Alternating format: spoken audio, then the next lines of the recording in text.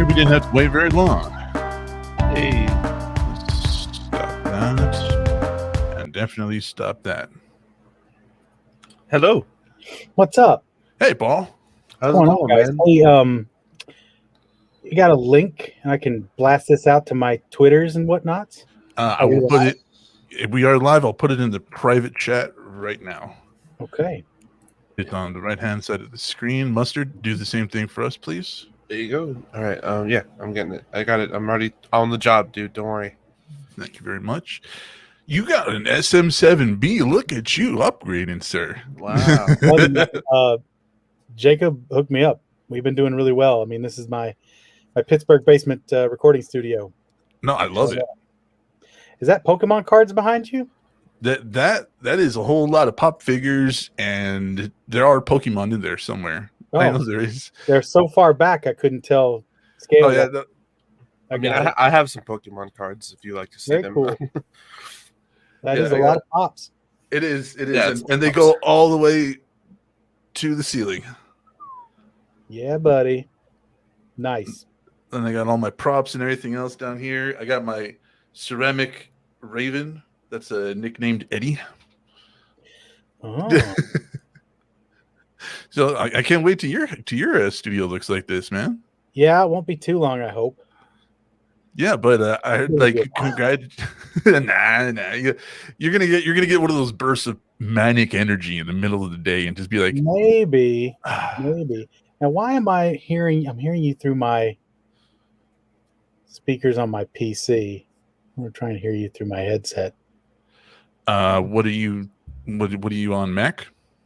Yeah, I'm on a Mac. Okay, so Mac should be on the upper right hand corner where the volume thing is, and it'll say what it's playing out to.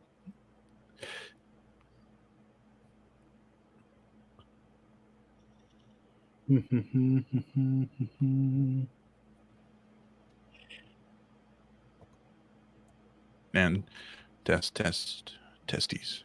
1, The 2, speaker 3. up on the right hand. I'm sorry, I'm so Yeah, no, that's all right. That's okay. It's either that or it's probably StreamYard. What do you think No, it because says? StreamYard doesn't select the output; it selects the inputs. It selects both output and input, dude. Does it? Let me go here here we go. Audio. Oh, okay, yeah. Go to audio speakers. Should be wherever you're. Here we go. Ah, Yeah, there we go. And then My apologies. make sure the input is correct too with the microphone. Scarlet. Oh, there we go. Speaker. Yeah, that would be Scarlet too. There we go. there we go. All right. Yeah. How's Beauty. it going, dude? Good. How are you? Chilling. We gotta turn the cam on. Whoops. Okay, cool. Go ahead and What turn up, up. Mustard? What's up, dude? I believe this is the first time you can actually see us while streaming with us. Yes, absolutely. This is I great. had to turn him up a little bit because he has an SM7B, Mr. Fancy over there. Yeah. It's looks all great. it's all Jacob. It's all Jacob. I sent an email, a scoop mail. I don't know if it'll get read this week or some other time, but remind me to yell at Jacob then for giving you such a gain hungry microphone. Oh, I will. It's very unidirectional though, which I kind of like. So it doesn't really pick up on anything else. I'm lucky. I got a drop ceiling in here, so like sound tiles almost basically throughout. So it's already the basement is kind of soundproofed already. Thinking of putting like some pipe and drape over to the side, making it, with Nice. a moving blanket or something, and really isolating it. Yeah, you can go to Michael's and just get some like heavy velvet material, Mhm. and then go to IKEA and get that really cheap string thing that they have that's like 8 meters, Oh yeah. and then just hang up drapes, man, and make it look Yeah. like a theater. Like Mhm. that's what my friends at Smugcast do. What I do is I got because my voice is so forward projecting, I got my entire wall behind my PC soundproofed, but I also have a sound absorbing blanket right above Nice. me. Perfect. So that way, when I talk, I don't have any bounce back or echo. Mhm. Killer. Mustard My- has none of that. No. Actually, I do. My parents were like so tired of my shit when I'm playing games that like they actually did sound treat my entire room. Like all that brown stuff on the walls is all supposed to be soundproof. Oh no! Oh, we lost him. We lost the ball. He hit the wrong button. Mhm. We totally did hit the wrong button. It happens though. I did. I hit yesterday. Remember, or the last week with props to history. He'll be back. I gotta turn on my fucking fan.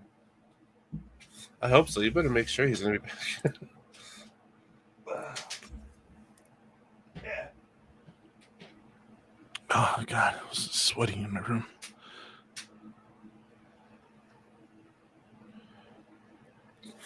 Well, this is nice. If not, we were live with Paul Mattingly. Oh, there he is. Okay. There, he's back. He's back. Hold on, we'll wait till he.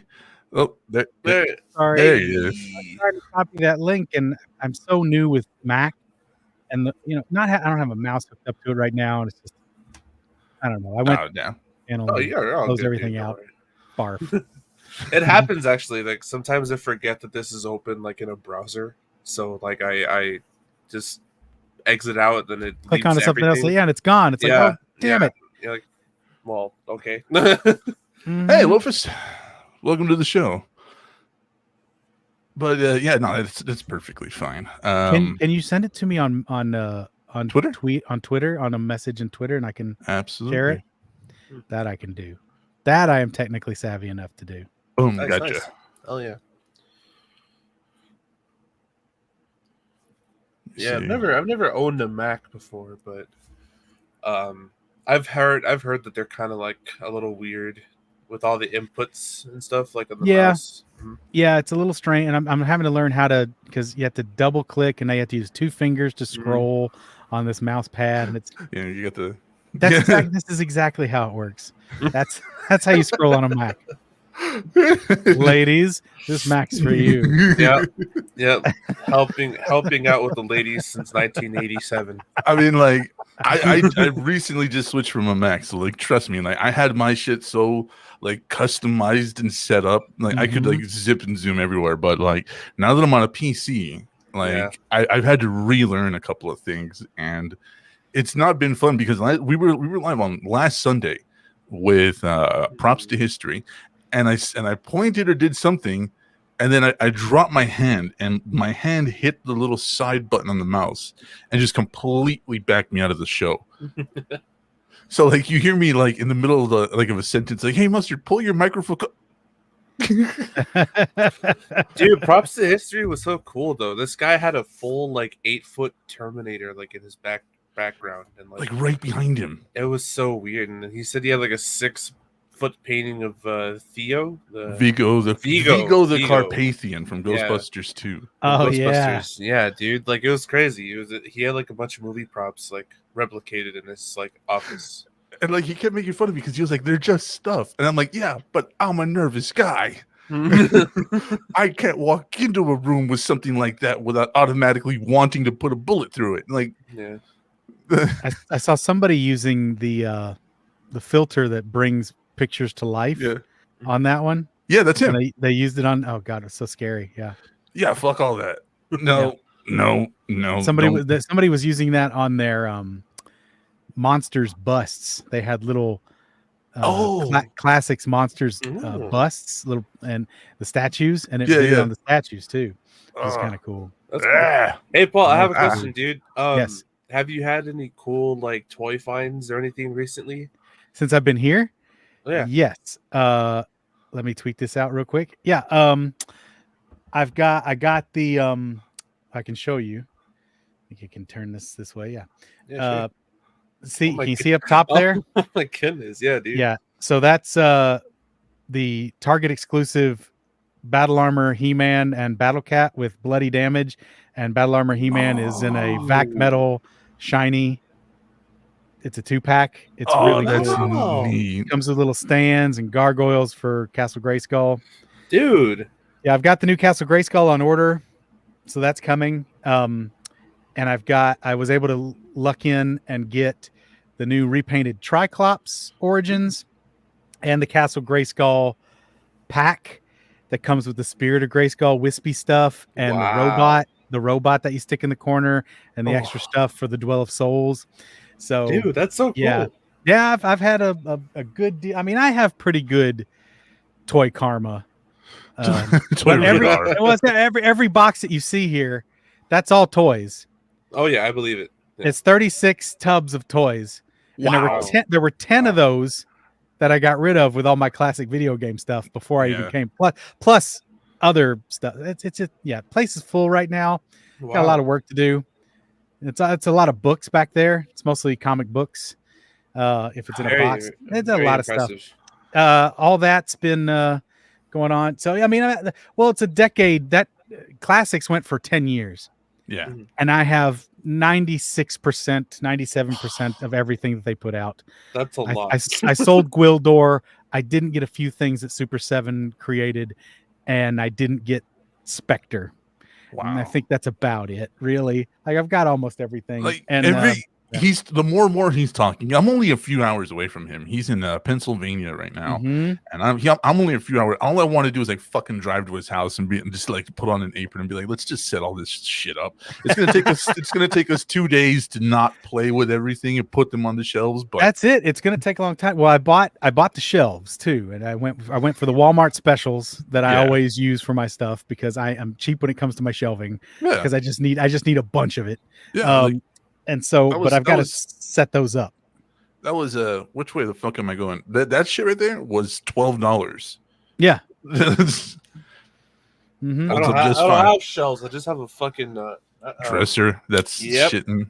I got this since I got here. I dipped into this edition because you guys playing Magic still? Either of you? No, I'm trying to get back into it, but right now I need to save up just a little bit of money. Understood. This is not the way to go then. But but I grabbed this box set because so it's a crossover with D&D. Right. Yeah. That they're doing right now. So That's this is the gift box set. Wow. I got one of the regular ones too. So I've got a bunch of boosters I still haven't opened here. Dude, how much are those worth in like scalper prices? I don't know that they're getting scalped yet, these. But the thing is, this special package comes with a single deluxe booster. Wow. What do they call it? What do they call it? Let me see. We'll check on eBay real quick. I was going to say mustard to the internet. It's a collector booster, and Dude, the collector boosters are big money by themselves. Yeah, those can be as much as like $26, $27 right now online just for that one booster pack. So you get all the other stuff plus the booster pack for around $50. I'm like, I'm in. It gets you a giant dice, a few other things. So, and this is a special, like I said, it's a special collector's edition version. So I didn't go all in on a box of the special boosters, and I still, I don't have anybody to play with yet, but there are places around here to play. So I'm really looking forward to once things get settled.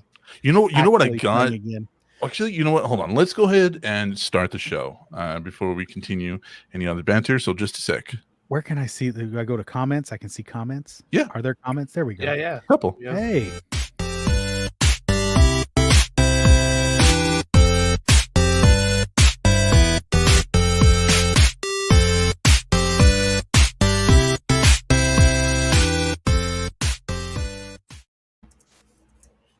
All right. So now, so what's that thing called? I'm sorry, I just want to look it up real quick. What's that box set called? This one's the Dungeons and Dragons Gift Edition: Adventures in the Forgotten Realms. Okay, hold on. Give me a sec. Gift Edition. It's pretty available still right now because it's so new. it doesn't matter. It'll go. Nah, dude, you don't understand. People scalp. I'm not everything. kidding. You want to hear something crazy, guys? My people have been scalping Roblox plushies. Like fucking toys. That's like $60 MSRP, but they scalp them for $250, and people still buy them. On Hey, eBay. I'm guilty. This is what's been costing me on eBay. The only place I found these is on eBay. Is these Masters Universe, Masters of WWE. Nice. So I found this one. I saw those a little while. Had I known that you were into them, I would have grabbed every single one of them. Please keep your eyes peeled. And if you see the latest wave with Andre the Giant, Junkyard Dog, Sergeant Slaughter, and Bret Hart, please grab them because they're going for crazy money right now. Oh, I know. Okay. Like, Crazy the, money. The WalMarts I go for, they had the whole series of them, and I was like, oh, I wonder if Paul's into that. And I just kind of walked away. I'm super into them because number one, they're hilarious. Right. I didn't realize how funny but they're really funny. The comics that come with them are really funny. They had because I've got the Mr. T that they came out with in this line, Nice. and he's got Fisto's fist and Jitsu's golden arm. Wow. So it's really fun, and everything's colored gold, and his name is the heroic pitier of fools. So like, stuff like that, the puns and the jokes that they're making, it's just too much. That's great, dude. So Yeah. let's go ahead and get the announcement over with real quick. So that is welcome, ladies and gentlemen, to another episode of ET Network. I'm your host, Deadman. With me, as always, my brother Mustard, and Paul fucking Mattingly, the man, the myth, the legend, is joining us today. And today's episode is brought to you by Goth Hooters, staffed by Big Titty Goth GFs, fish nets, and wings for days. Use code My Eyes Are Up Here for 20% off. All right, Goth Hooters. Goth Hooters is probably doing better than normal Hooters. You see all the controversy with them. Dude, yes. Wait, what's going on with Hooters? Oh no. Hooters has just recently tried to make all their waitresses wear these insanely short shorts. Like, you thought the shorts were short before. They're basically like, put on a thong and go serve some wings. Pretty much, yeah. Really? Yeah. But it blew up on TikTok and whatnot. So I think their corporate is backing away from the heat. Well, that's sad. Yeah, That I mean, no. Nobody should have to look like a circus freak to do their job unless you're actually in the circus. No, thank you. No So one 50 should bucks. look. $50 is the card set. $50. All right. Well, invest now, okay, yeah. Mustard. Well, that's Invest now, dude. That's what I paid for mine, so I'm not getting Invest a check now. yet. Invest now. Well, again, I All don't these know. signs and shit. You never know what Magic card set is going to blow up, right? Yeah. And it's all just individual cards and things like that. Like, I remember the Red Pirate deck. The Red Pirate deck all of a sudden like blew the fuck up way back in the day.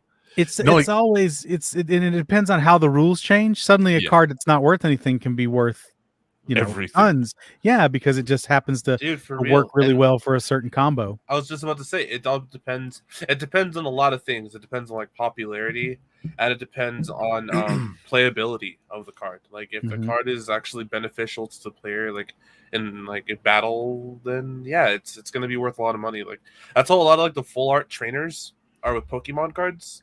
Yes. Like a lot of those are like add 3 whatever to your deck or add 3 whatever to your hand, and like those cards go for like an astronomical amount because they're so useful in actual play. In actual play, and they're not banned yet. Yeah. Check this out. Wait.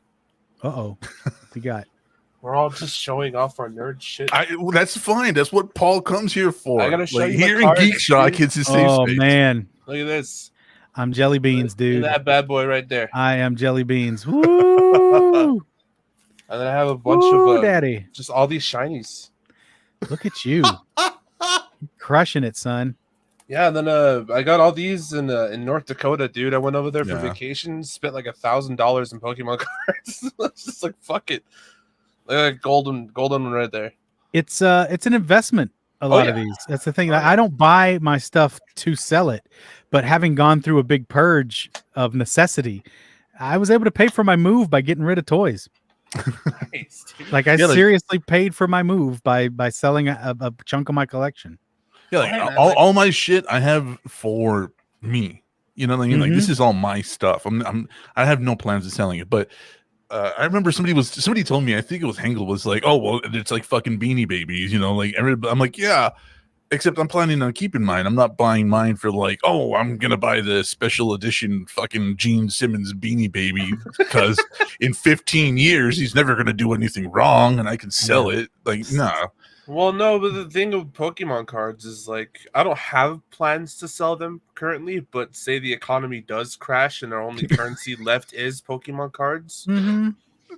I'm sitting pretty, baby. I might be trading it in for a mansion or something in like 20 years. Who knows? This stuff it might be worth absolutely nothing. It might be worth gold. You never know. Yeah. I have at least 3 pops that I can think of right now that are worth like $400 to $500. And I'm not selling any of them. That's not uncommon. That's not uncommon at all. Yeah. What the Dude, fuck is it? Paul, the reason I asked about toys was because, like, dude, recently I've been watching this guy called Froggy Flips on YouTube. Mm-hmm. And basically what this guy does is he goes like to like garage sales and stuff, and he purchases like old toys that people just have in their house, just like laying around from like the 90s and 80s, and he looks them up and they're worth like hundreds of dollars for like complete sets and stuff. It's pretty insane. Mm-hmm. Like, have you ever Okay. have you ever like done that? Have you ever gone to like a garage sale or like anything like that looking for old toys? No, not really. In the early 2000s, I really got into video game collecting, classic game collecting. So before it was a thing, you know, like 99, that's when I started buying a bunch of, like, for instance, the most expensive classic game that I purchased around that time, I got a copy of Super Nintendo Chrono Trigger for like $40. Oh, you lucky Ooh, bastard. nice, But that was the going rate. That was the height of that was Yeah, like yeah, if yeah. you spent $40 on a classic cart, that was the most expensive classic cart you could buy. Yeah. Period. And so I had everything that I wanted from my got out my old childhood library and more. So I ended up with like 60 old NES carts, you know, with good games and all this kind of thing. As I let that whole collection go, but that was at trading shows and dedicated mom and pop game shops. Yeah. I never really did the flea market or garage sale hunt. thing. No, I never got that. It seems like that's the move, man. Now it is. Yeah. Now it is. I think garage sales people are are the only just way to like go. people are just getting rid of and purging all the shit that made our childhoods cool, and like turns out that people are like-minded and see a lot of value in those old things. And I feel like if COVID wasn't such a thing, I'd probably be starting my own little fucking business on eBay or something. Well, I have a friend who does a lot of work on eBay, and so when I was getting rid of a bunch of comic books, and you say I still have tons of comic books, but I got rid of a ton of comic books. But I gave him a bunch, but then I also gave him some that he was going to commission out for me. So I'm getting a little chunk of change as those books sell, which is great from his thing. But yeah, I've got stuff that I hadn't looked at in 15 years, 20 years. And, you know, just it's not serving me right now. Somebody else can enjoy it, and I can use the money to buy new collectibles that I'm actually digging on. I gotta make it a little bit leaner and meaner every now and then. But and that's the thing, right? Like I don't want to sell anything I have to a repurposed shop. I don't want to do that. I would rather make sure that something I have goes directly into the hands of somebody who I know is going to appreciate it. Yeah, if you can do that, I mean, that's optimal, but it's just really hard to find somebody to do that with all the time. I did the stranger in the back. That's my stranger life. Are you in the wrong house again, man? I am. I wandered into the wrong house. It happens. God damn it. So some 7B in the wrong No, house. we're in the middle of some real BS today, because we went out and to the porch in the front yard, and we're like, we smell some gas type smell, and sure enough, we have a gas leak. So we had to call the guys to come out, and he already checked it out. So our gas is off. So we got no hot water for the time being. Hopefully within another couple days, that'll get remedied. But we have no hot water. We've had no washer dryer. That's been delayed, being delivered. So we've been doing laundromat for the last couple months. But I mean, first world problems. We're fine. Literally first world. I mean, like at this point, you're like, it's a fucking lateral move right now. Absolutely. I went from an apartment in Vegas to a house in Pennsylvania. Same shit, you know. But there's always going to be some issues, and of course, when you first move in, you know, there's always stuff going on. But it just kind of bums me that this rotten looking pipe, I'm like, I could look at that and see that's not going to hold up. But I guess the inspection, that's not part of the deal. Sometimes. Yeah. It makes you want to call the inspector of the house and just be like, I need you to come the fuck back out here and explain yourself. Yeah, but hopefully our insurance will cover it. Knock wood. Knock on wood. We'll see how that goes. If not, Merry Christmas, gas leak. I mean, like, but you know what? It's fun because right now I know in Pennsylvania it's starting to cool, but it's not cold. It's not cold yet. No, I'm wearing shorts and a t-shirt today, and it's cool for sure. I'm probably silly to be wearing that, but Yeah, and I'm kind of enjoying this. This was my plan, to be able to rock shorts and a t-shirt in colder weather, to just kind of relax. I wear shorts and regular t-shirts to work all the way up until like 30 degrees, like 27 degrees. And I like everybody at work is looking at me like, what the fuck is wrong with you? And I'm like, I lived in the desert for 30 years. Mhm. This don't bother me. Yeah, It dude. changes you up. It Times changes are you hard up. over here in El Paso, Texas, dog. It Dude, sucks. yeah. It's fucking 64 degrees outside right now. Very sunny. It's That's why he's Wild. Yeah. washed out. It's not that he's white. Right now, no, for this is me, it's very sunny. That's nuts, man. it's Yeah. 57 and raining here in my city, and it's gonna get low to 51. Mm-hmm. Yeah, And it's gonna then- get cold tonight for us, and we're supposed to be getting some rain soon. Man, look at us Uh, talking about the weather. Damn, Hey, we're that's we're what it's about. entertaining. Parking and weather, baby. I don't have a parking weather jingle. God damn it! That's what people want to know about. Yeah, parking and weather. No, on ICS they do have a parking and weather jingle. Oh, that's awesome, dude. We even used to do that on Geek Shock. That was a Yeah. big thing from Oh, wow. 80s Jeff. 80s Jeff would always talk about how the parking was at different events that he went to. And we're like, we're asking you about the Star Trek premiere, not about where you put your goddamn car. But it was really funny anyway. So, I mean, okay. That's where I got it from, Lofus. So yeah, Lofus says that's why he loves making the predator sound around me. He's smart though, because he always does it when he's in my eyesight. Like if I can see him, he'll do it. He's safe. If he does it and I can't see him, there's problems and there's holes in the wall. You know, like because that was something like we were talking about with props to history. He was like, oh well, if somebody jump scared me, it's something I'm afraid of. I'd be looking at the costume and how they made it and stuff like that. I'm like, that's fucking great, bro. Like that's your mentality. I'm a writer and I'm a horror writer. That's not my mentality. My mentality is that one in infinite chances, that's my luck. I'm the one in infinite. You know, just that's Something's it. coming to get you. That's it. Yeah. Like it's one in infinite chances. Somebody jumps out in a xenomorph costume and hisses at me. Any other person in the world will be like, oh, that's a cool costume. You kind of scared me. No, me, I'm putting 6 into it. If there's a person in there, I will get them help. Getting a whole bouquet. Yeah. if it is not a person in there, that was a 1 and I survived it. So I'm good with it. You know what I mean? Like there's just things you don't jump out at people at. Like for me, it's Xenos. Like Mustard, it's children. What about you, Paul? Things that just I'm done and I'm freaking. I'm done. Yeah, like if you carry something in your house to bash that thing with that pops out, what would it be? Roaches from the last year of my life at that apartment. Mm. If I see roaches, I'm just like, oh. I got to a point where I was just like, bam, with my own hand. I didn't even care anymore. Like, I was just I just didn't even. It was bad. It was bad. That place got real bad, and I was really worried that maybe we would have like some hangers on coming out here, but no, not the case. We have spiders here, but they would take care of the roaches, I suppose. So Yeah. it doesn't really happen. So it's a whole different biosphere out here. But we haven't had any kind of real insect problem since we got into the new apartment, which I'm very, very great, or new house, which I'm very grateful for. Yeah. So, but roaches really get on my last freaking nerve, man. I go on the warpath. Dude, I gotta do you have an Instagram, Paul? Yes. Yeah. I believe it's at the famous Paul.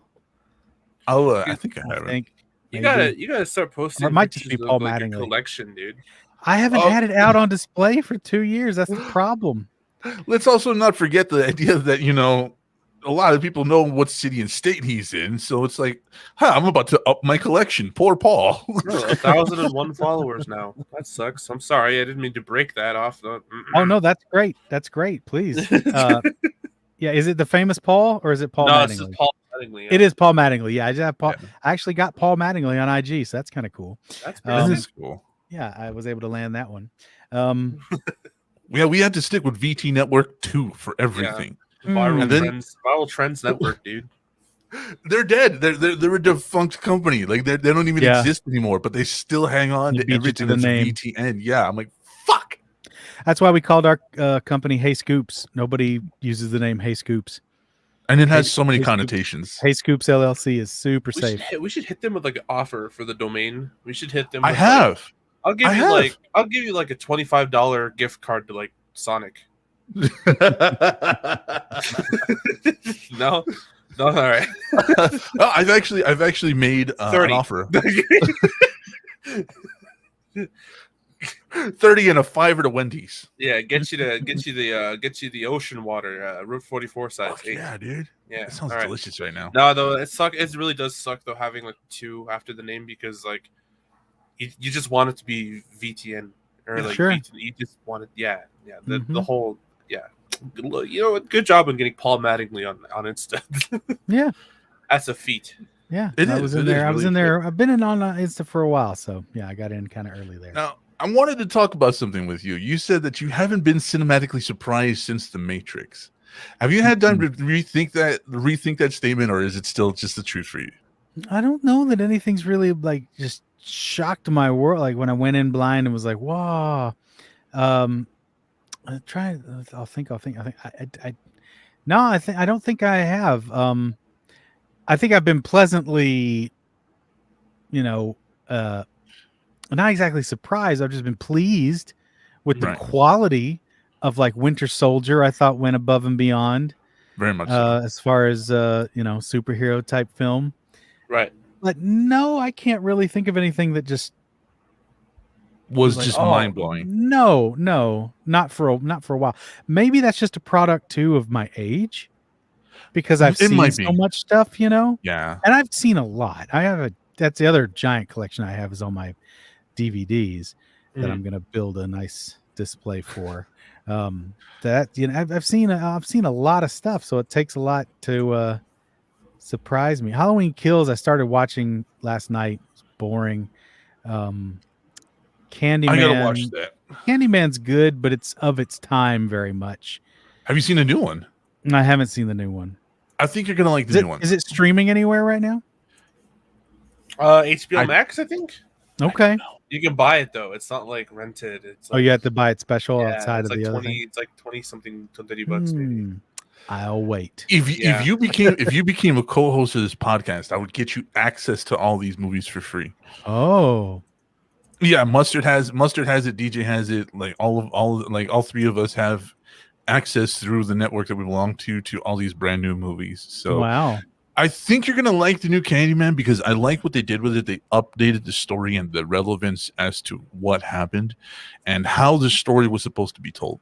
And we talked about it a little bit on the show like a little while ago, but I said that before Candyman was the result and not the method, and this time around Candyman is the method, not the result. So therefore, like what happens overall, like the gentrification and stuff like that, and the racism that happens in the art world and stuff like that happens, and Candyman is kind of a result of it.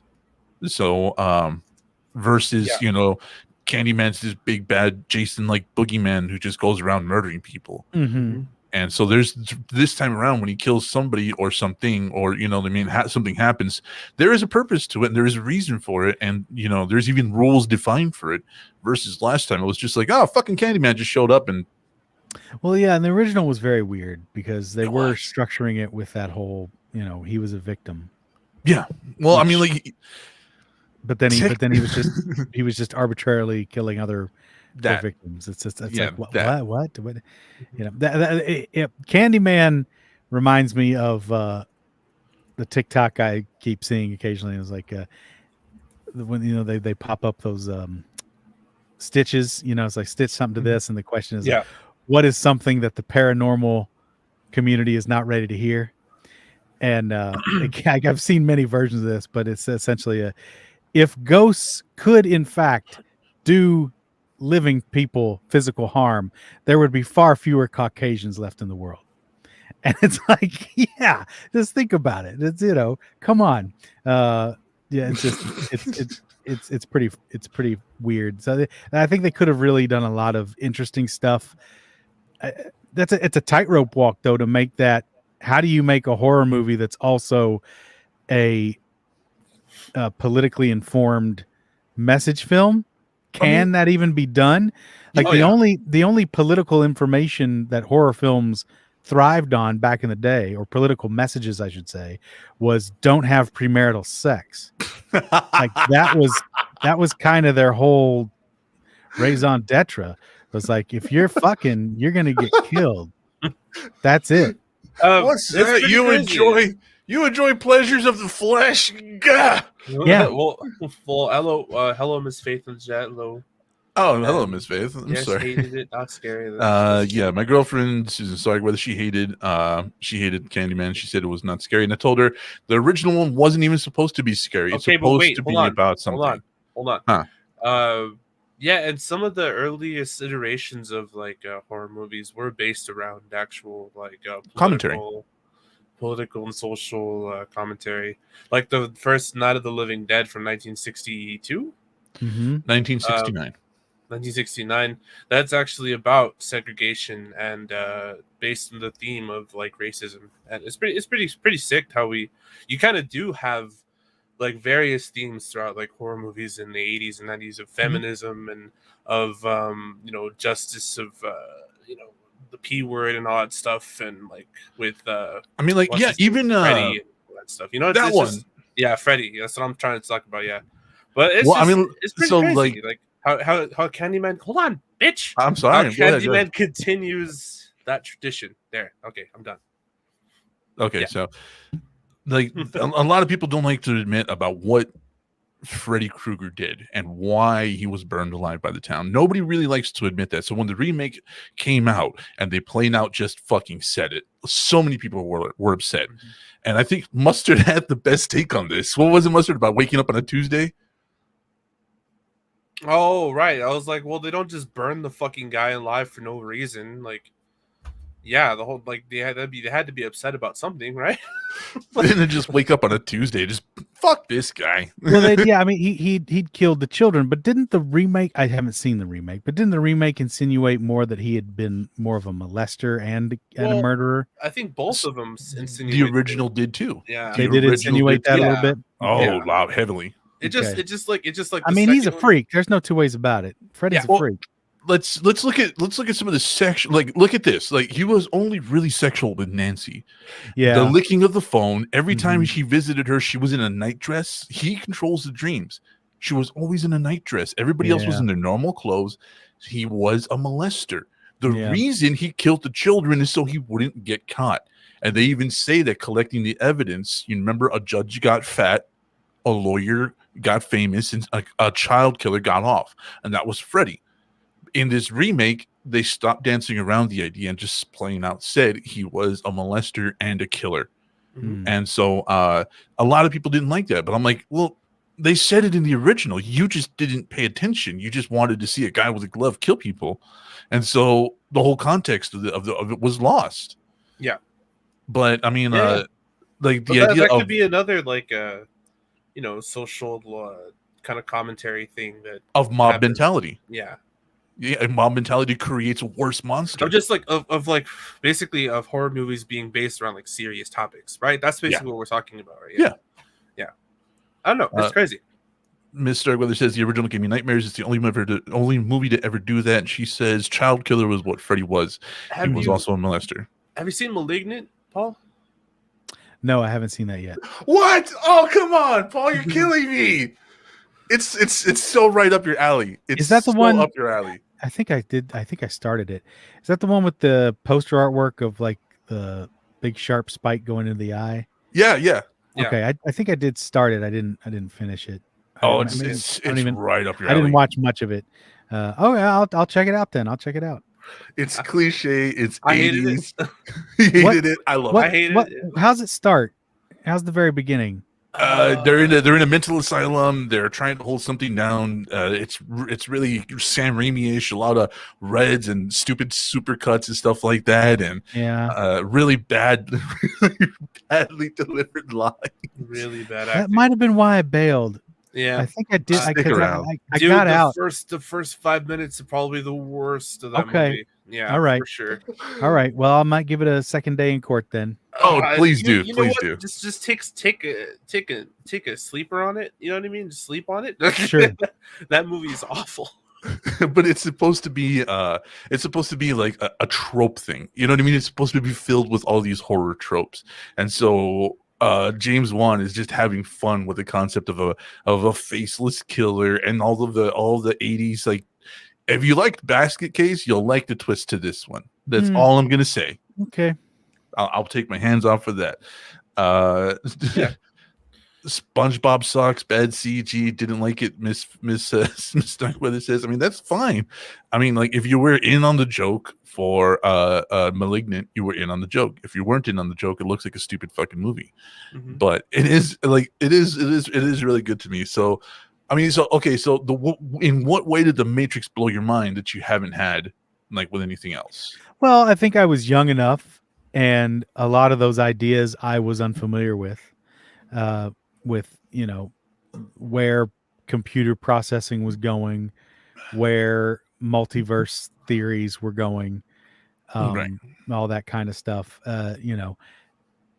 Yeah, I think it was just right time for me. I hadn't even really done any. I think more than anything, it poked my brain to look into things a little bit more, Okay. and it made me curious to know more about those kinds of things. And ARGs were just coming around, becoming things. And, Yeah. it was just the right time, right moment, and I was the right age.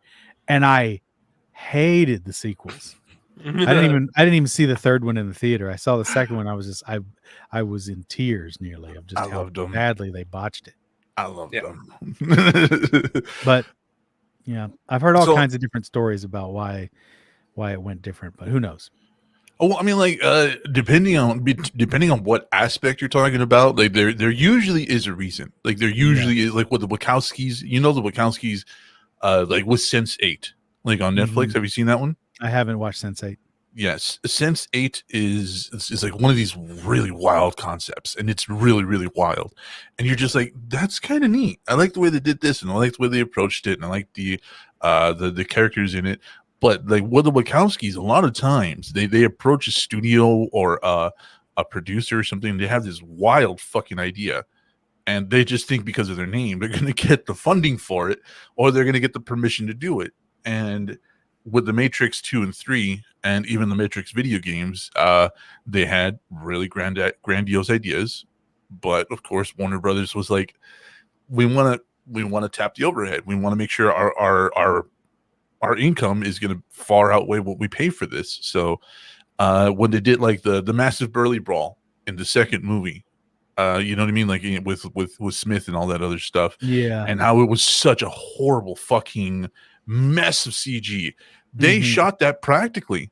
That was done in real fucking life. right. But to not pay the stuntmen, to not pay the choreographer, and to not pay Keanu Reeves safety per minute on film, they were like, fuck it, scrap the whole thing, start from CG. And that's what happened with it. Yeah, But yeah, there's like, even if you watch the fight now, there is interspersing shots of Keanu Reeves Real- doing practical effects. Yeah. real guys. Yeah. Well, I've seen stuff popping up now just recently of they had a ton of actual Agent Smiths in prosthetic makeup and everything. Yeah. Interesting. Yeah, they made a Interesting. mask of Hugo Weaving, and Right. every day on set, he's checking how far back his hairline goes. And he's just like he made a joke about it on one of the vignettes. He was like, every day I wake up and I go, it's not that bad. It's not that bad. And I come to work and see a mask of myself, and I go, Jesus, what's that? So he was kind of making fun of himself. That's so And funny.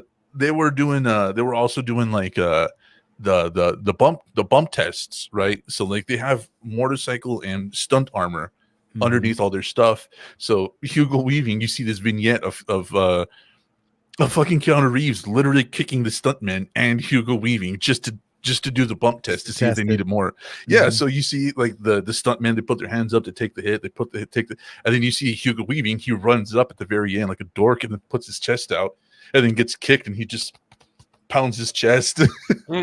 So I'm just like, this guy's fucking weird. He's a class act, but he's playing like one of my favorite villains of all time. Mhm. Besides the new Matrix, Paul, any other movies you excited coming out, dude? Yeah. What do you think of the new Matrix?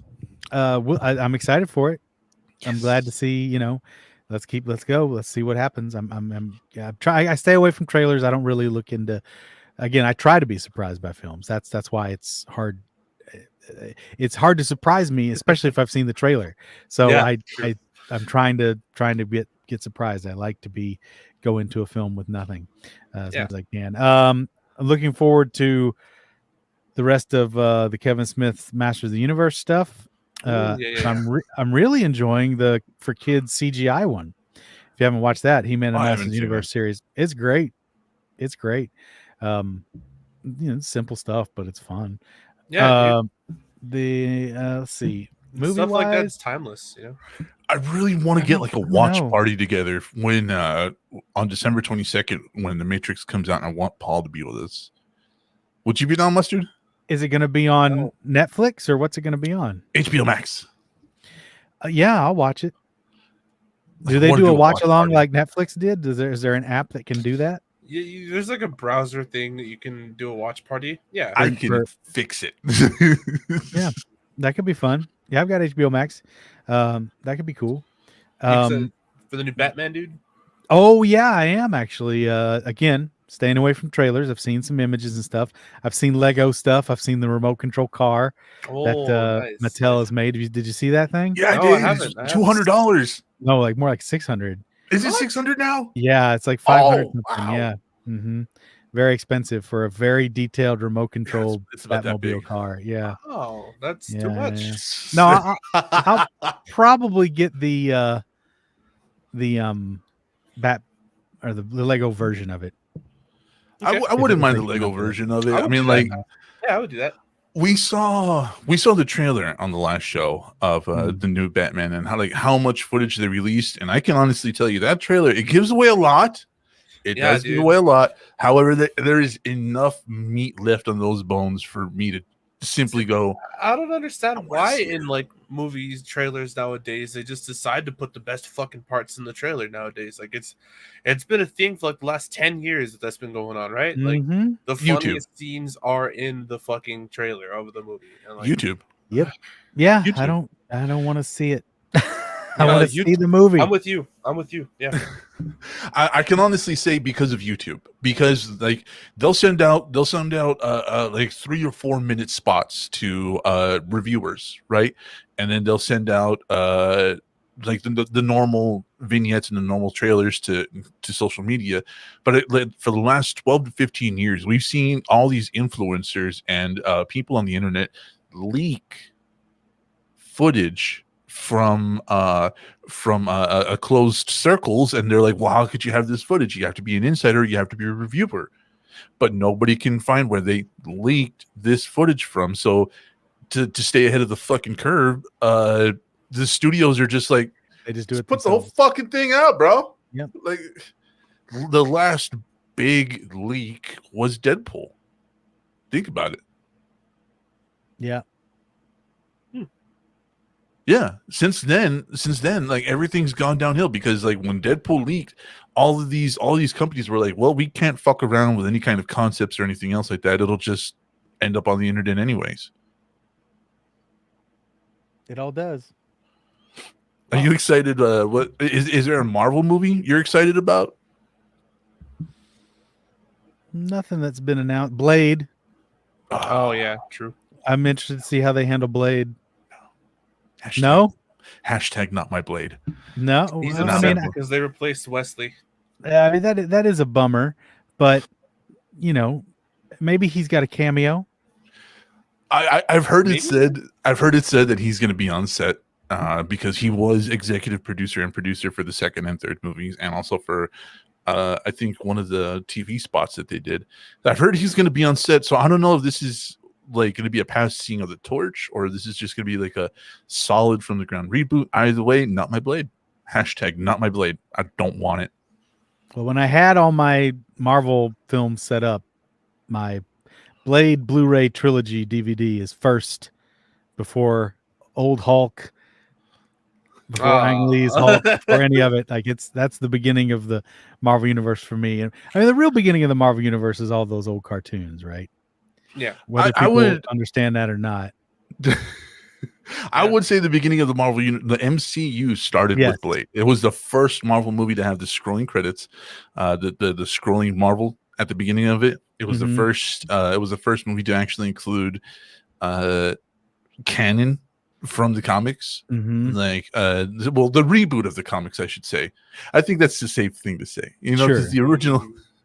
The original Blade was this afro-wearing disco shirt dude whose only abilities were he's immune to vampires, and that's it. It was hip Blackula back in the day. Hey, man, you know what? Disco Blackula. That shit sold. Okay. I'm not saying that it's a bad thing. Give me Disco Blackula, please. We want it. I want Disco Daywalking Blackula is what I'm talking about. Matter of fact, we should just create a comic, Disco Daywalking Blackula. Disco Daywalk. I'm in.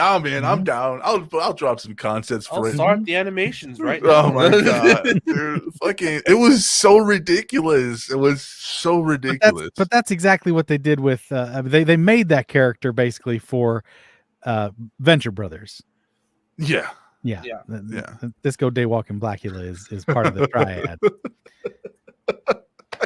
So funny. It was so bad and so like racistly cliche, like the original Blade comics, and then he got a hard reboot right before the Blade movie came out in 1999. Or was it 97? When was the original Blade? When did the original Blade come out? Must have found out. I think it was 97 or 98. I think it was 98. I want to say. But Grave Robber says the Blade box office revenues launched the MCU. It was 98. It did launch the MCU. It launched the idea that people were more interested in grounded superheroes because Blade's an asshole. Then we have interesting character. He is. Yeah. I mean, like speaking of surprises and disappointments, I can honestly say that I'm very disappointed in Marvel for making some promises that we just didn't fucking get. We were promised a Tony cameo in Black Widow. That didn't happen. I don't know if it's part of the special features or whatever, but that never happened. We were promised Disco Daywalking Blackula. We got Blade instead. I don't mind that one. I don't mind that one. The hard reboot was in 96. The hard reboot was in 96 where we got the tactical Blade that we have now. And I'm so much fucking grateful. I'm so much more grateful for that. Just imagine in 1998, just this dude walking out with fucking it would have looked like Black Dynamite. Which again, hear me I out. have no problem with Black Dynamite. Exactly. That whole 70s vibe in the 90s would have been like 2001 vibe right now. See, we would have appreciated it. Afro Samurai, all that thing. Yeah. You know, a movie that I do look forward to in a cringe way is the new Spawn. Because I first of all don't think it's ever going to happen. Yeah. Because McFarlane is the king of liars. But also, like, it's supposed to be Jamie Foxx. It's supposed to be Al Simmons. And the time is a ticking on that one to where he can actually do that. Getting old? Yeah. Jamie Foxx is already 50. He's hitting up there. Now, I mean, he could do it. I'm not saying he couldn't do it. He absolutely could. But, you know, Michael B. Jordan is probably, I don't know if he wants to do it, though. That would be the shit. I mean, he'd be the great, and forget it. But I watched this video about Spawn because I've been a Spawn nut job forever. But I hate the comic. I do. I hate the comic. And it was so funny to watch this guy's review of Spawn, and he's dead right. It's just it's the art is interesting, and what the book accomplished from a creator control standpoint is remarkable. Yes. And the toys for me, the fact that it created all these awesome toys on it, but everything about the story and the execution on that comic book is hot trash. Wow. Hot trash. Have you read any Spawn? I have not. Right. Because no one ever said, hey, man, you got to read this Spawn. Yeah. Because no one in their right mind would ever say, hey, you got to read this Spawn. Now, people might say, look at this picture, look at this, 2-page spread, but no one's ever going to be like, read this issue. This is the one. No, it's all hot trash. All of it. You're right. All Though. of I've it. only seen like picture, and it looks cool. It's right? beautiful. It It's looks beautiful. dope, yeah. And he's been wise enough to allow other artists to tinker and play in that sandbox from time to time. But he put Bendis on the Sam and Twitch book back in the day. And so this is when I was still buying Spawn regularly for no good reason. I think Spawn appealed to that edgy teen vibe. Oh, sure. That But we I was all not an had. edgy teen anymore. I was a 24-year-old man. But well, I mean, when it first came out, I was 17, so it was fine. Yeah. Like, I was 13, 14, and like I remember reading it. I remember reading Spawn and going like, "Oh my god, this is so much more violent than X-Men. It's so much more violent than DC. Incredibly adult." Yeah, and he's saying "fuck you" to the villain, and the villain is talking And about raping someone. I'm like, dumbest ideas. Yeah, it's just a hodgepodge of shock crap and dumb ideas. Wow. It's terrible. But It's like if ICP wrote a comic. it is kind of. But Yeah. Bendis wrote a really great, 13-issue crime thriller for Sam and Twitch, and that book, zoop. yeah, And I don't know, I think I've still got that run somewhere. I meant to keep it. And then McFarlane couldn't stand it and took over the book. And of course it went right in the trash because he doesn't know what he's doing as No. far as writing a book. no, He knows what he's doing insofar as stringing you along for 300 issues. He's done a good job on that. And he did get me to buy issue 300. But when I bought and read issue 300, I was like, oh yeah, now I remember why I stopped reading Spawn. now I remember why. Fuck you. Well, it's just there's just nothing there. It's all nothing. It's all look at oh, I'm this cool new guy. Nothing happens. I'm this cool new guy. I've got a cool new power. Nothing changes. He's still dealing with the same villains that he dealt with from the jump. He killed Malbolgia. He's gone. Nothing happened. Nope. The The armies are still there. He should be the king of that realm of hell. That circle of hell should be his. And remember, what was the Hell Prince story where there was supposed to be like 7 or 8 of them, and we saw 3? Well, the kids, the Hellborn kid, Violator, Yeah. Vertebreaker, all those guys. Yeah. I think I only remember them introducing 3 of them. Yeah, we There were was supposed to have like more- this whole His whole dynasty of Koopa kids, basically. yes. Yeah, pretty Mhm. much. Koopa. Yeah. But like what do we get? We got 3 of them. And then like when people asked McFarlane, where's the other 5? You're supposed to have 8, culminating in the last Thorns of the Crown. And McFarlane was just like, I don't answer to you. Well, he doesn't answer to anyone. He doesn't. That's McFarlane. And hey, more power to him. He knows what he's doing. He's got his business thing down. Yeah, But it's just it's he bad. makes a cute looking thing, and he's lucky that the animated series was held together with spit and bubble gum and hopes and dreams. well, no, what's his name's voice acting is what really brings it home. I know his name is right yeah, on my God damn. tongue, too. They live I need to know. Hold on, I can't fuck something that one up. about Mary. He's done it all. I was terrible that I can't recall his name all of a sudden. Keith David. Keith David, yes, master voice man Keith David just crushes. And Fucking Saints Row, yeah, like Saints Row, new Mortal Kombat when he's playing Spawn in 11. It's really he's great, just kills it. His great.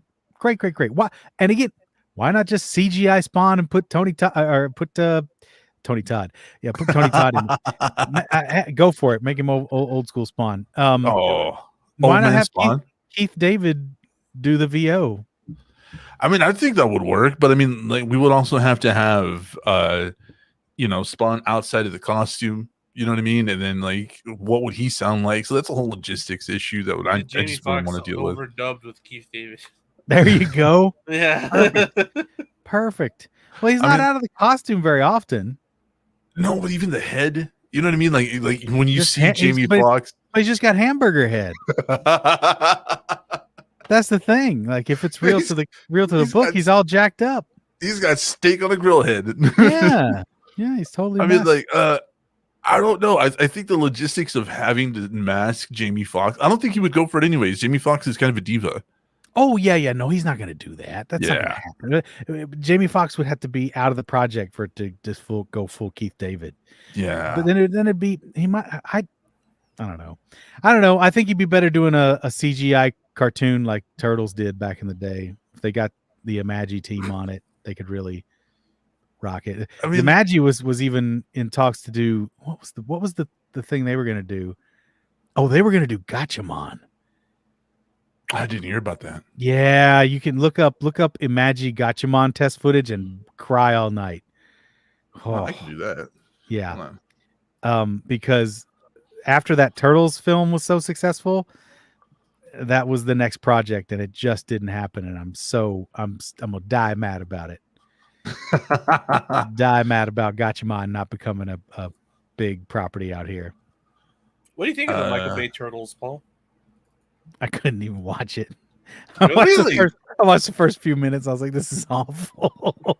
I could not stand it when they were all fighting in the subway and you Yeah. couldn't see anything. I was like, "Stop! Get out of here! Get out! I'm tired of it. Oh, what could it be? Who could show me? Show me!" But they don't want to show me because their CG is garbage and the character design is hot trash. Hated those character designs, and I am open to new character designs on Turtles. I was all in on the Nickelodeon 2012 Turtles. Totally cool with all those designs. I mean, I'm even interested in the newest iteration, even though it's way out there, very, very wacky. But yeah. I'm not bringing anything up that's too solid, but It's being hidden, huh? yeah, I think they're filtering the results. Mm-hmm. Wow. I didn't mind the Michael Bay Turtles. I didn't mind, and there was one big reason why I didn't mind. The reason I didn't mind, in all honesty, was because he let them behave like teenagers. In so many instances before that, there were wizened old ninjas, and there were combat warriors of years and years and years. And in the Michael Bay one, they were dumb kids. And they got to behave as such, you know what I mean? And that's really the only real reason I liked it. Like everything else about it was essentially a dumpster fire, like fucking Grave Robber says. But I'm with you, Grave Robber. like for me, seeing them act like kids was much more important to me than the ultra cool ninja fighting stuff. I wanted their attitudes to be right more than I wanted the action to be screen correct or whatever. I wanted to go back to the original concept where they were fucking murderers. Right, and make it really dark. Yeah, that's what I want. take it to the first issue. Yeah, Supposed to be just a one shot. yeah. Why the hell do they have swords if they're not cutting off limbs?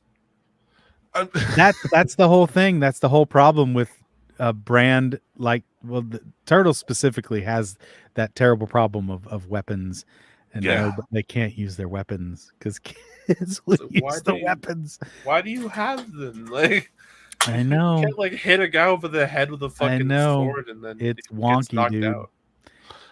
For me, but yeah, like that's the only real reason I was able to tolerate the Michael Bay ones. Was because when when Splinter's walking around with the pizza and he's describing the cheese and everything, and all these guys, they're all freaking out because they're teenagers and they're hungry. So they're like, Mikey, stay strong, and he's like, bro, it's the pizza. And I liked it. It entertained me. Don't get me wrong. Everything outside of that, I'm just like, what the fuck were you thinking? Everything outside of that, I'm just like, stop. Well, that's when you get right down to it again. We're able to sit back and armchair critique all this stuff. The fact that any film gets made is a miracle. and the compromises and changes that had to go through are innumerable. And in fact, when a good movie gets made, it's like, wow, that first Turtles film was just lightning in a bottle. Was. It really was, and it was darker than they had expected, and it got parents upset, and that's what you want. If parents are upset, you're on the right track, because parents should be upset about every piece of pop culture aimed at their kids, because everything that is worth a damn aimed at kids should be saying something to the effect of disrupt the comfort of the generation before you. Fuck yeah, dude. That's Fuck the man. Yeah, but that's the nature of the business, man. If you're not saying something that inherently says disrupt the comfort of the generation before you in some way, even if it's as simple as dye your hair, then you're not doing anything to advance societal culture. Exactly. That's it. So your shit has to have a point. So there has to be a little, if your parents aren't upset by it, who cares? Yeah. It's probably not worth your time. But honestly, you kind of converted me. Yeah, fuck it. I'm down with it. Let's go. You know what? If it upsets them, fuck them. It's not made for them. And I think, and I was talking with Mustard about this a little while ago. I think we are the first generation, folks in my age and his age, and probably even your age to a certain extent, that we are the fundamental chaos of society. Like, we embrace things that go fucking wrong. That's exactly what I was just about to say. Was like, I don't think that idea necessarily works nowadays, because parents nowadays are pretty okay with most things. No, I meant like our I'm our generation. I'm 26. Most people my age are parents by now. Like, yeah. So like my age, I'm saying probably like the whole "fuck you" attitude probably pertains to us a lot. And some sort of relatability, but like back then when the Turtles film was made, definitely not. That was a whole difference. Yeah, but it's weird nowadays, right? Because everything that has a message now is like, it's kind of like obvious nowadays, where people don't appreciate it as much anymore, right? Well, yeah, that's the nature of the beast, and I've watched some really in-depth stuff about The Simpsons and other properties, but The Simpsons specifically. The Simpsons started out as absolutely skewering, the Modern Family. They were the anti-Cosbys kind of thing. They were putting it out there of like, yo, this is what you were expected to do, but it's of course dysfunctional and hurtful for everyone involved. No one's really benefiting in this situation. The father is, the father being a fool to the extreme. They're taking all of it, the mom just dutifully doing her thing, and housework is her life and that kind of thing. Like, but as The Simpsons gone on and on and on, like, the money behind that franchise has co-opted that message completely. That's no longer what The Simpsons is. I still love The Simpsons, but it is not an anti-authority piece of revolutionary culture anymore. But it absolutely started that way, right? And if you're a Matt Groening fan, or read Life in Hell, what his mindset really is. Yeah, comes from that whole sensibility. And the Tracy Ullman shorts were definitely that's where The Simpsons started. I mean, who's more fucking fuck the man than Tracy Ullman, especially back then? Yeah. Like, she used to make some of them. I remember I was thinking about this the other day, and I was at work, and I was like, what the fuck has she been up to? Like, I looked up Tracy Ullman, and it came up like old skits of Tracy Ullman that wouldn't fly today. And I was like, I don't remember them being that bad. Click. Oh. Yeah. Oh. But and that's just, that's going to change, but you can't, unfortunately, the money that's behind all of the entertainment that we love now, you can't make money pushing a radical agenda. It gets pulled in ways. So the radical agenda is co-opted, is watered down, is turned into performative slogans, and that's what we're left with. And we all sit around with our lightsabers and go, "Yeah, rebels." I am the Empire, baby. I'm as guilty as anyone, of just wallowing in this nostalgia weird thing. But the scales have fallen from my eyes as far as the Star Wars franchise is concerned. Boy, oh boy, that new trilogy. They're I think they're really going to excise it. I think they're really going to wipe the slate before it's over with. Because it's so bad in every way. But like it's over with. Like you really yeah, well, is it? The Skywalker saga is over. Yeah, it's that's done. it. No more Skywalkers. That's no more Darth Vader left off. Yeah, no more First Order. No more Kylo. Mando fixed a little bit of that. A lot of it. They're trying. Maybe they can do some more retrofitting. From what I understand, the next season coming up for Mando is going to retcon and fix a lot of the holes that were between the movies when it involves Luke and several other characters. Oh, I'm sure. However, like, God damn it, I forgot what the fuck I was going to say. I've never yelled at my TV as much as when I watched The Rise of Skywalker. I think we talked about this last time. Yeah. Why don't we revisit that? What happened? Yeah. I hate it. It's awful. You hate it? Like, I've never like it's like top 3 worst films I've ever seen in my life. Was it the ending? What are the other two? Like, all of it. Other two, the Matrix sequel. Like I really hated the Matrix sequel. What's another one that just got me like, oh my God, I had to shut this off. I can't believe the betrayal. I don't know that I've and then Revenge of the Sith. Revenge of the Sith really hurt too. I hated that in the theater. I hated that all the way up to no, and then I was just like, I almost laughed myself out of the theater. Oh my God. Rey took the surname Skywalker. Her story's over. C-3PO is more of a Skywalker than Rey. At least he lost his hand. It doesn't matter. They're gone. Rey stole the surname Skywalker? Yeah. For no reason? Literally. She was giving it to him. Like the Force Ghost gave it to her. Man. She should have kept Palpatine.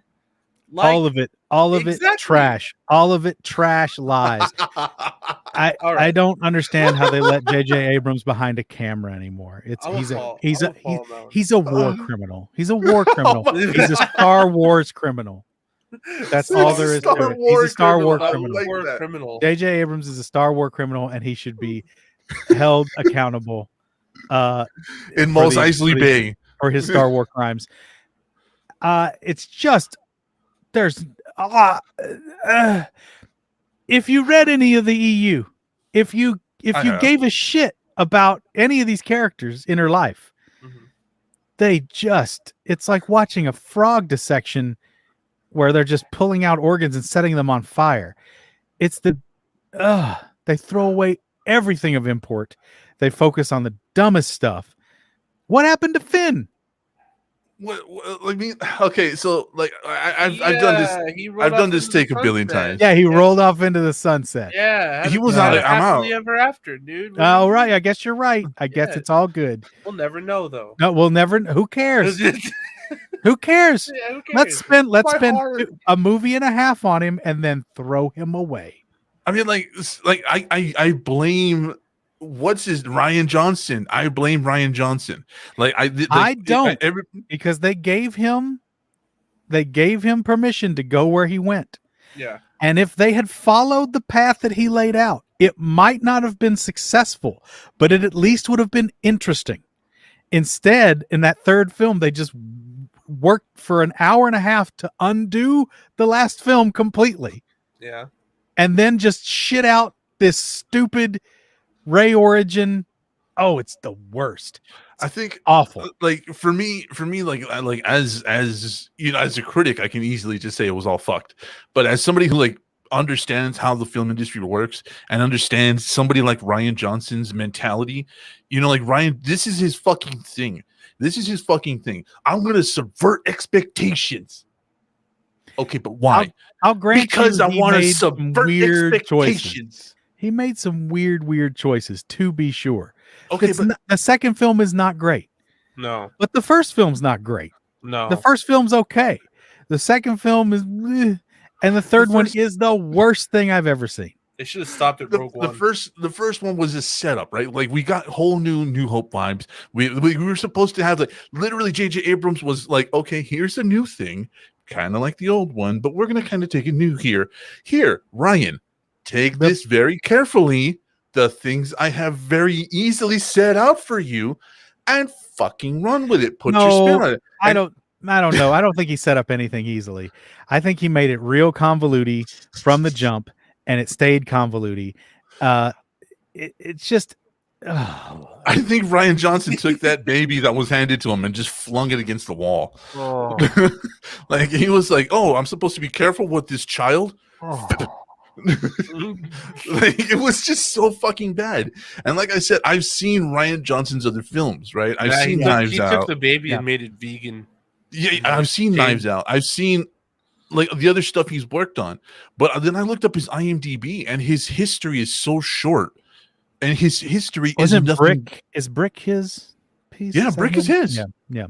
But also, Brick was really good because like the people that were writing it with him were like, we're not gonna do that, Ryan. We're not gonna subvert expectations. We're gonna tell the fucking story. Well, but then everything else overall, I don't. The directors, yes, they have a certain say, but they're getting, they have no way to work really in that environment either. The way even JJ can't do anything. Lucas couldn't even. That's why Lucas sold it. He's like, no one's gonna let me toy with this the way I want anymore. I'm done. Yeah, I mean, like, well, and I've talked about that too. Like people bothered him about, they want to know about the Clone Wars. They wanted to know about the Trade Federation that was mentioned in the original trilogy. And he was like, okay, well, you understand that this is a lot of bureaucracy. There's not a lot of space wizards in this. And a lot of people were like, I don't care, dude. I want to know. Like, you want to give us information about the world. We want to world build. And so Lucas was like, fine, I'll make a movie about the Trade Federation. I'll even include some space wizards in it to appease you fans. It's going to be a lot of exposition. And so the trilogies came out, and the fans were like, well, fuck this. Yeah. Well, they're not good. They're not good, but they look like shining diamonds compared to the new trilogy. But no one, and it comes from Lucas. Yeah. It comes from Lucas. He does not understand the human heart. He does not understand. The guy's a fucking robot. He's a robot. He doesn't understand human interaction, and it's so glaring. And it transferred all the way up through these new films. And like you just don't give a shit about these characters. No, when I'm and I get mad. They got Finn and Poe at the beginning. Hey Finn, you're my best friend. I've just met you. You're my pal. We're buddies. Boy, what a wacky adventure we're on. The simplest rules of storytelling and improvisation and theater are just thrown out the window. Yeah. Show me what is happening. They're not. They can't just. When you involve Lucas in anything in Star Wars, everything is so surface with Star Wars. Like you can't scratch the surface and get deeper with that. You know what I mean? Like with Star Wars, you're looking at it at face value. Just let me care about the characters. Let the characters have something going on. They don't trust. There's no characters. There's no characters. So Rogue it's the same One. problem as before. Like describe, the old classic red letter media litmus test. Of describe the characters without speaking about their wardrobe, their position, their name, where they live, and what was the other thing? The other thing, four things that you can't talk about. The four limits. The four things that you can't talk about to describe those characters, and you can't. Like you can't even describe Poe. Describe Poe.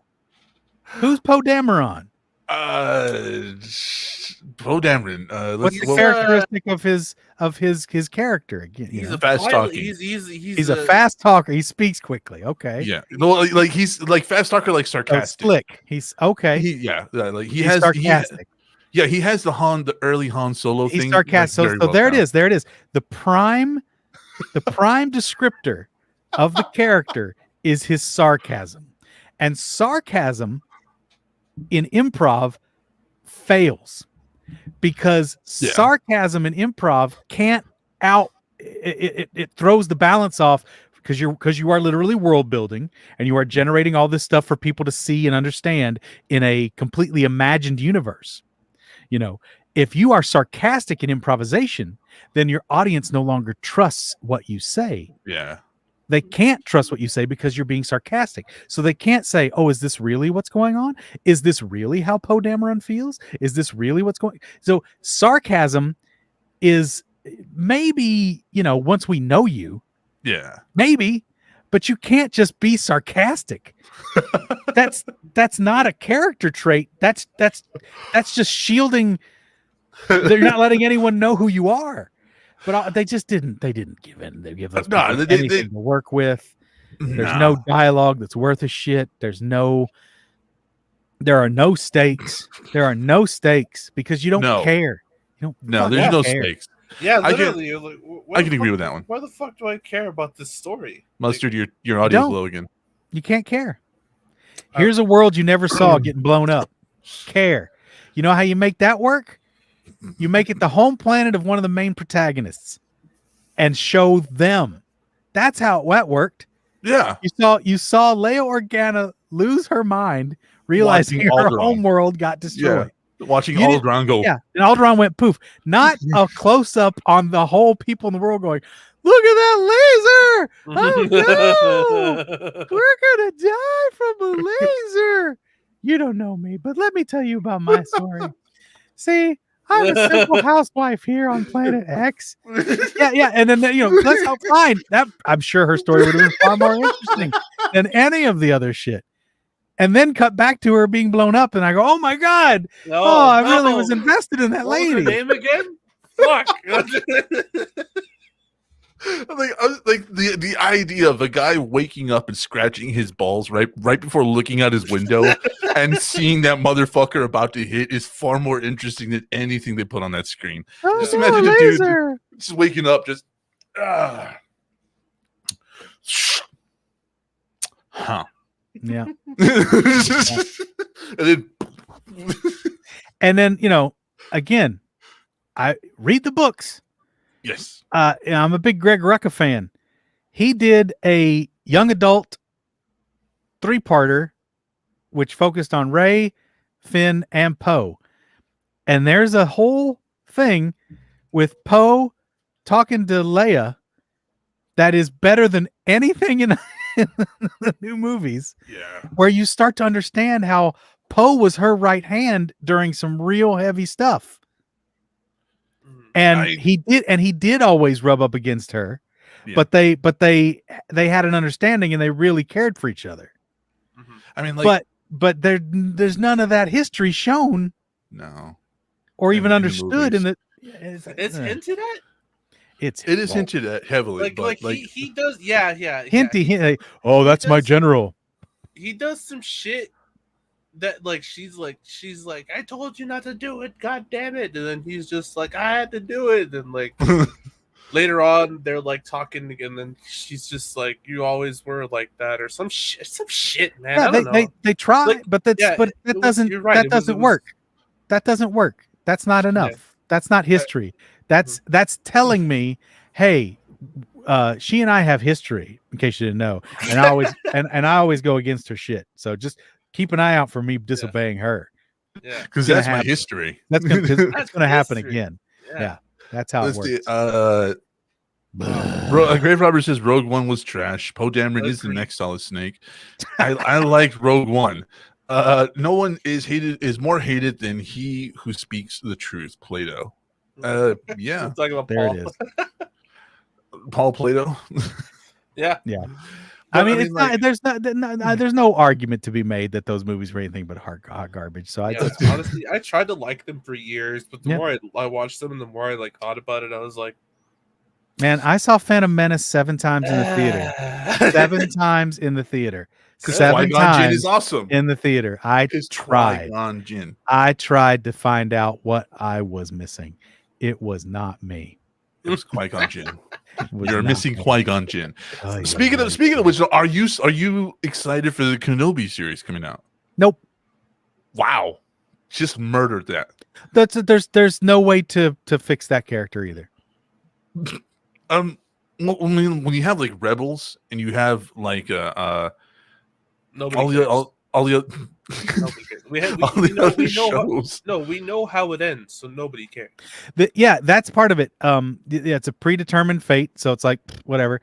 If you read some of the comic books of late, they've handled it pretty well, but it comes down to the fact that he was a coward, and they were trying to show that he did. Luke kind of went down that same path to go become a hermit and cut himself off from the Force and just stop being a Jedi. Right? He's a non-practicing Jedi. Yeah, but you can't. There's nothing interesting about an agnostic Jedi who doesn't give a shit anymore. Great, life beat you. Life beat you, and you gave up. Compelling stuff. Let's make a show about it. Yeah, let's see. Let's see how this. Like, I am that. Like, if I let myself go for 2 weeks, I am Obi-Wan Kenobi. Yeah. If I don't take a shower for 2 weeks, I'm Obi-Wan Kenobi. Life I don't think defeated this me. is a place to talk about that, buddy. Yeah. Well, I mean, like, dude. I was excited. And now, man. Kenobi's gonna be crap, just like everything. I have a rule. I don't do Star Wars spin-offs. Like I like the main movies. I am interested in the Boba Fett stories.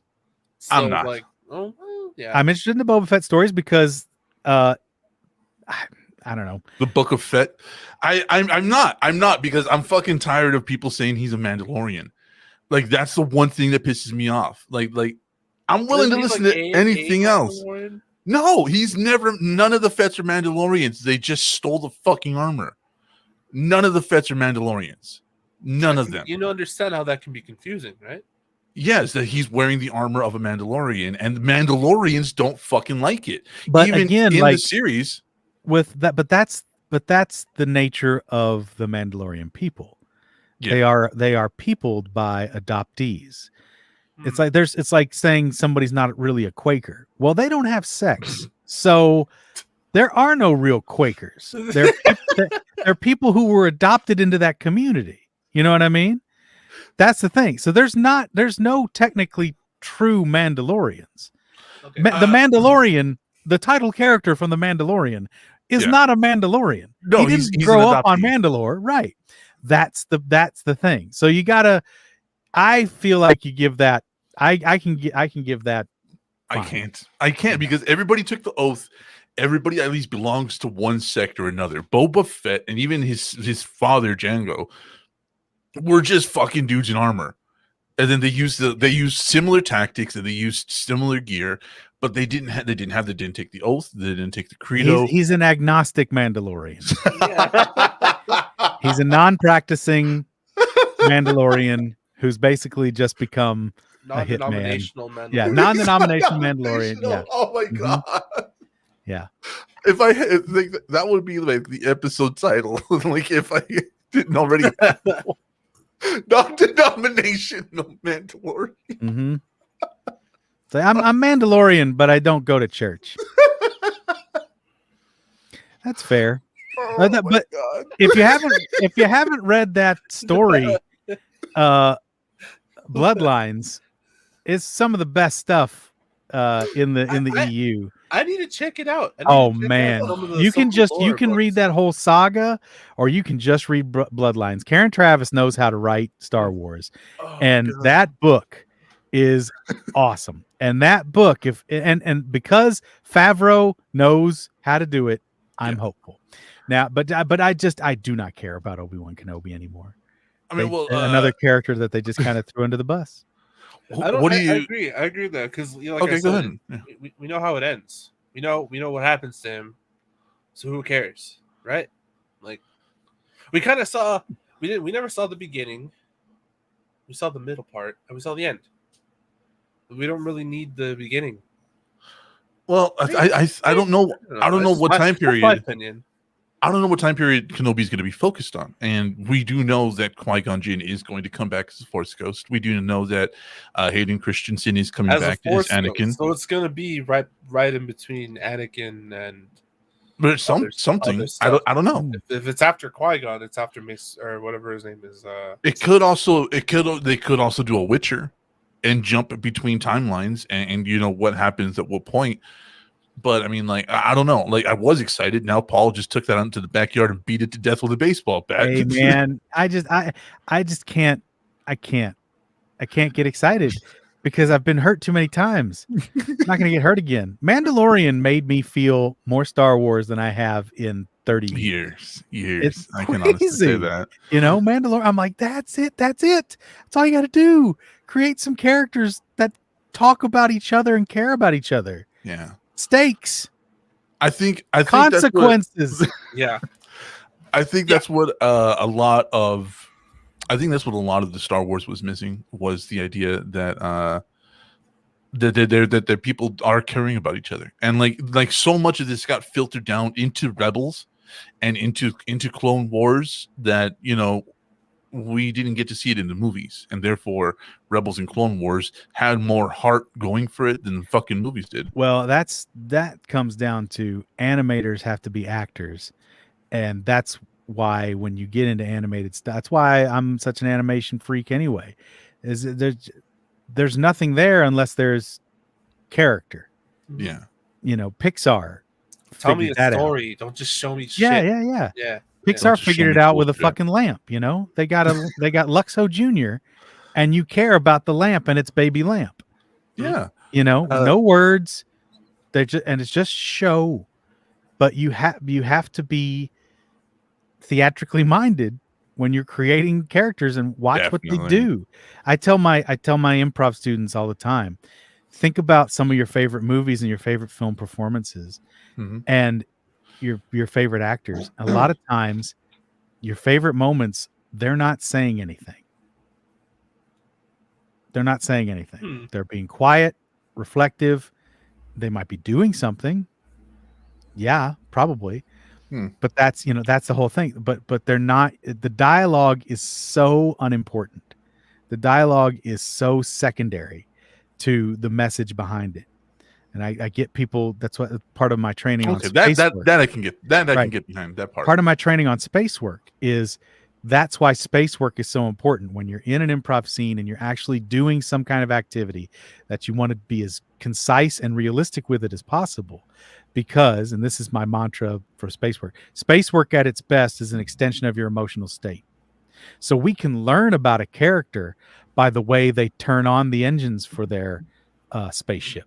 How much did you learn about Han Solo when he had to bang the Millennium Falcon to Fonzie it back on?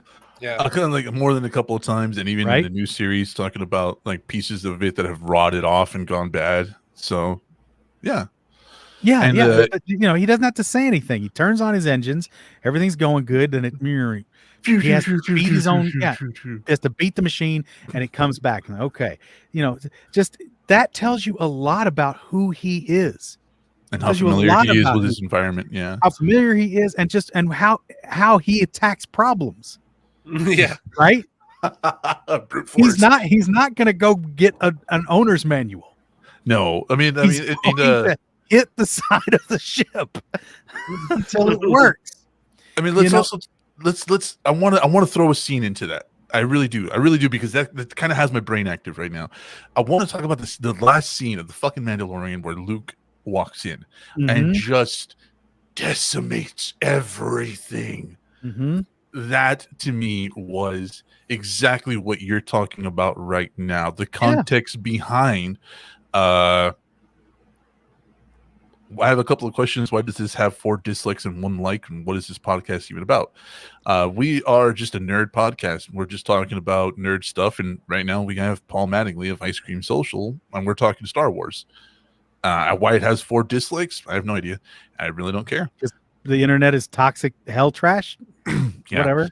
Yeah. So like Luke walking into that final scene and literally just pulling a fucking Vader, like, the intention behind that was that this guy cannot be touched. Like, he can't be touched at this point in his Jedi journey. You know, he's in the black. He's got the choke neck lightsaber, and it's green. You know what I mean? Like, so using that scene and like what you've seen about it, like can you put like your spin of that improv space and working within it to that? Well, it's just, you're not exactly sure who this character is. Right. But you have your guesses. But he's walking with purpose, right? Right. There's not a movement that is that's made that is unnecessary, right? He's very concise. Right. Right? Everything do small force gestures that are causing big things to happen. Yes. Right? So that's I gave you guys a like. You guys seem fun. Shaking my head. Thank you very much, Daystar. So that's what's going on. It's simple, concise movement, calm, right? You're like, this guy isn't Han Solo. He's not banging the ship. He's a surgeon, right? He's a Zen master. He has patience. You see, you again, like you can already use descriptive terms by the way he physically moved through the space. You can already start to glean essence of character by the way he physically uses his body and mind, right? And not to mention the crushing of the robot. Oh my god! I was like, oh, yeah, all that kind of stuff. And again, we take it for granted that that's all force powers, and we kind of know that stuff. But just watching that scene blank, what that character does physically tells you volumes about who they are.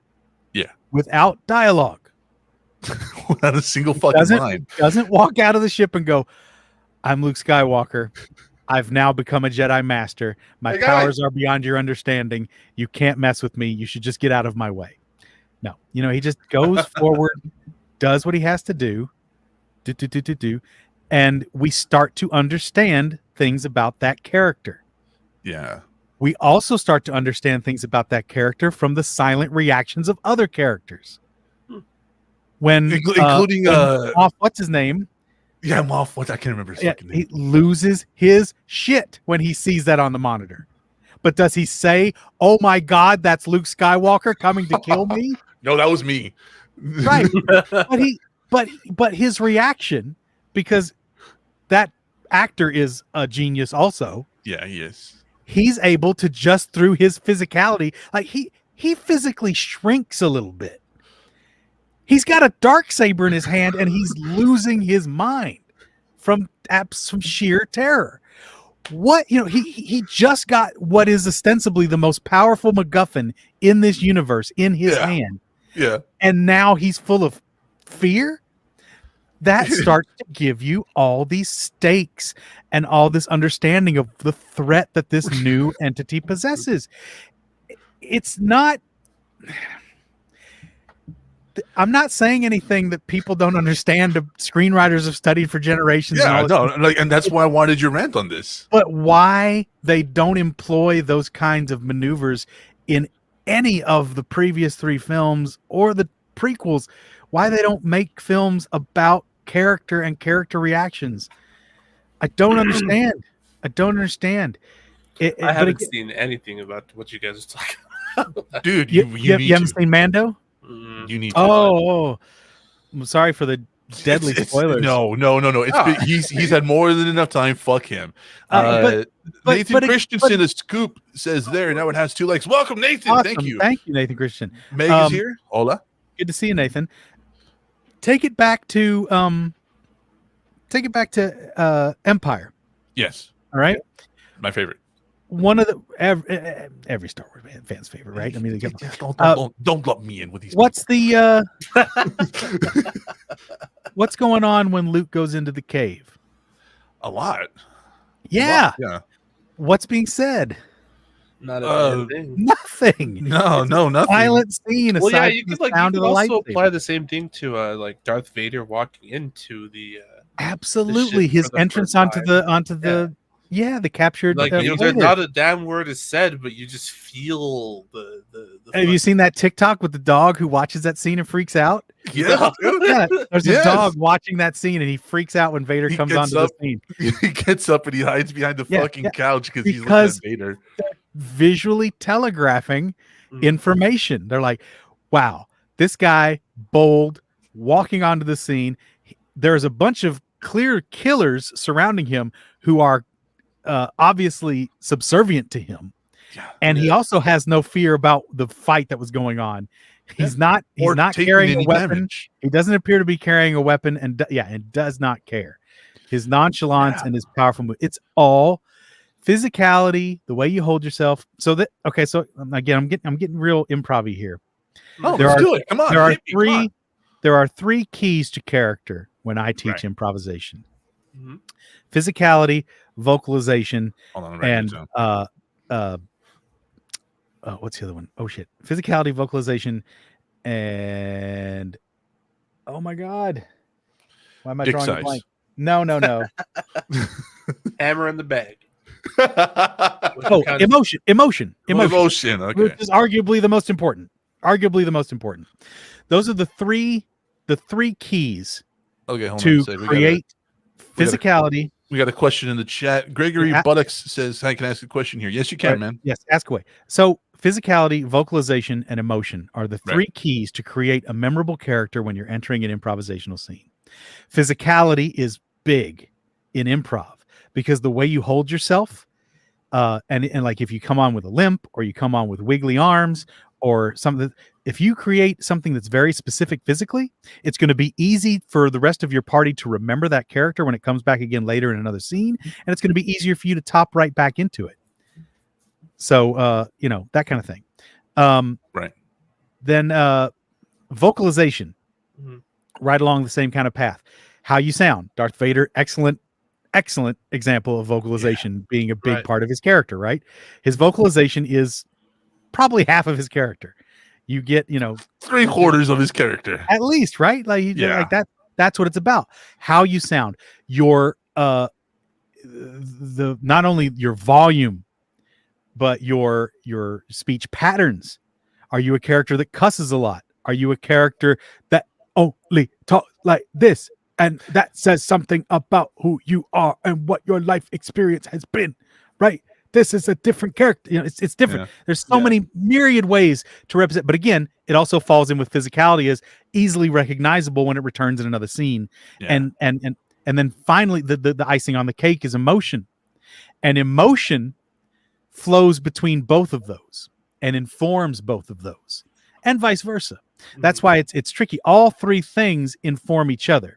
When Right. Vader steps onto that platform, onto the captured Tantive 4, Yeah.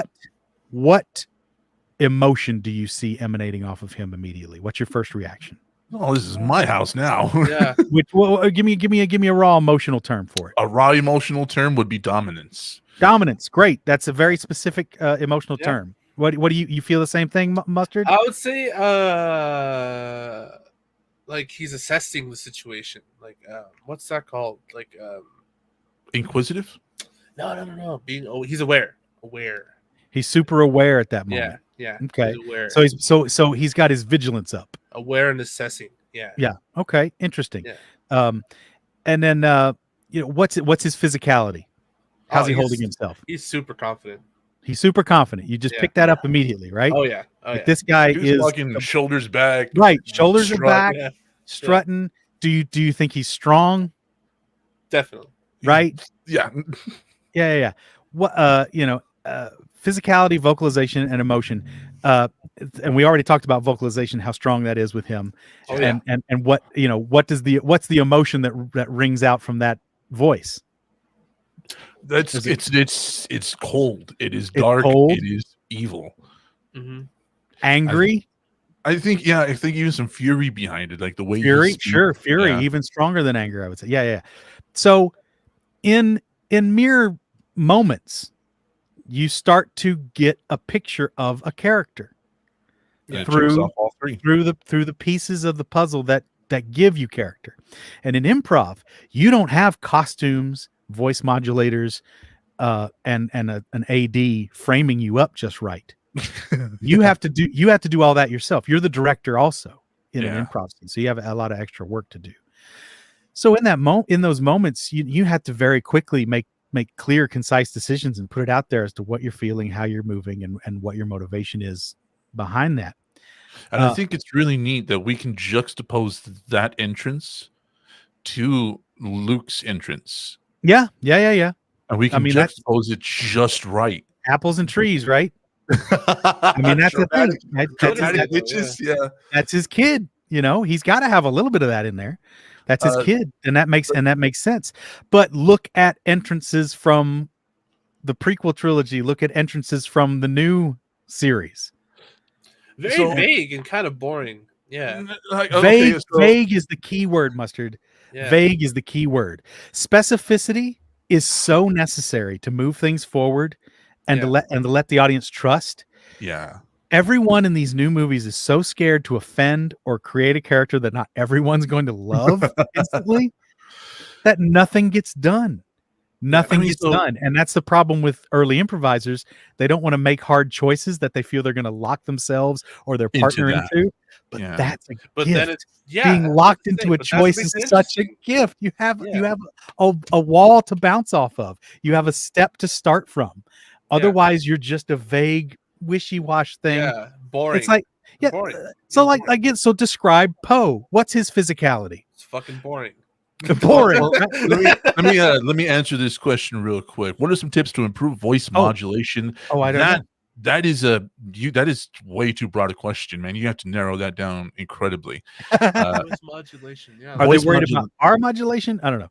Or maybe what he's getting on his side? I don't know. I don't know. Nathan Christensen, Vader comes in as a conqueror. Absolutely. You get those vibes.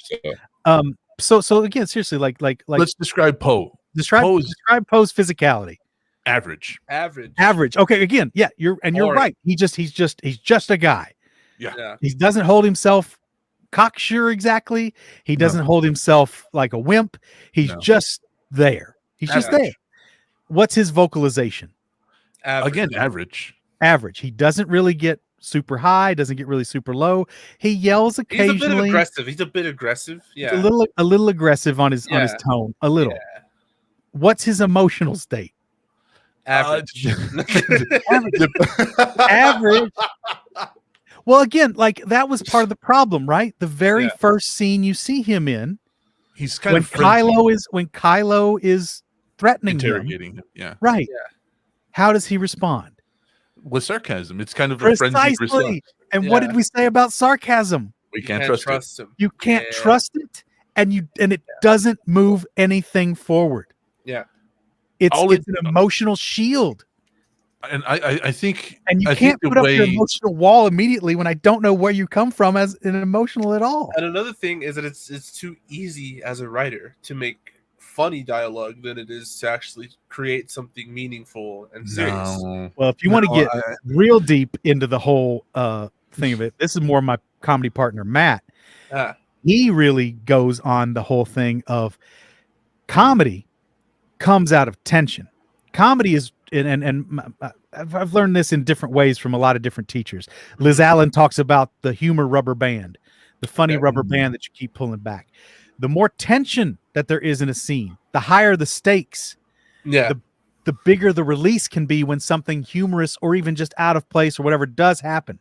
Right. But if the first thing you do after you're getting threatened with your life is go eat my balls, then you've deflated the balloon completely. Yeah.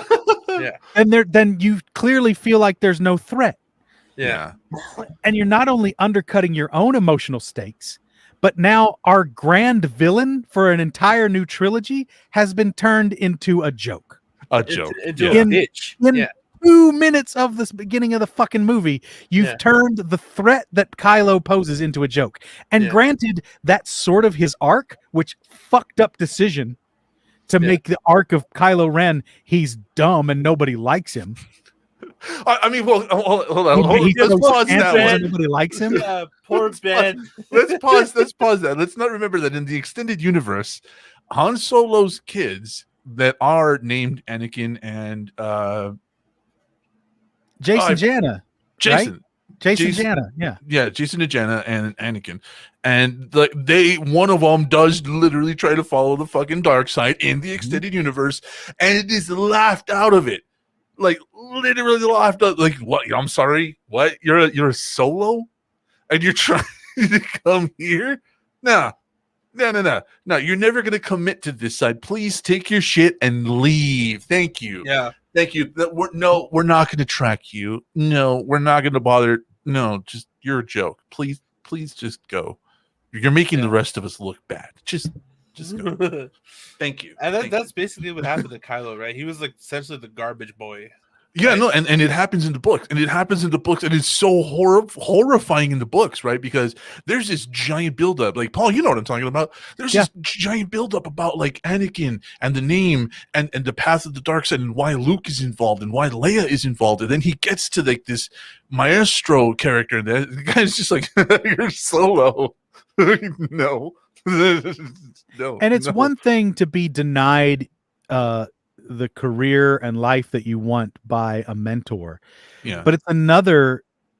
We don't know Kylo's story, and we don't even really know Kylo's story at all through the flashbacks. They fucked that up too. Yeah. They completely even fucked up the Knights of Don't get me started. Well, I'm saying, like, don't do it. Who even gives a fuck about any of it? Don't get me started. Don't get You've been on please Star don't. Wars for like half an hour. You guys realize that? Oh, well, because we're nerds, easy. bro. Well, you can.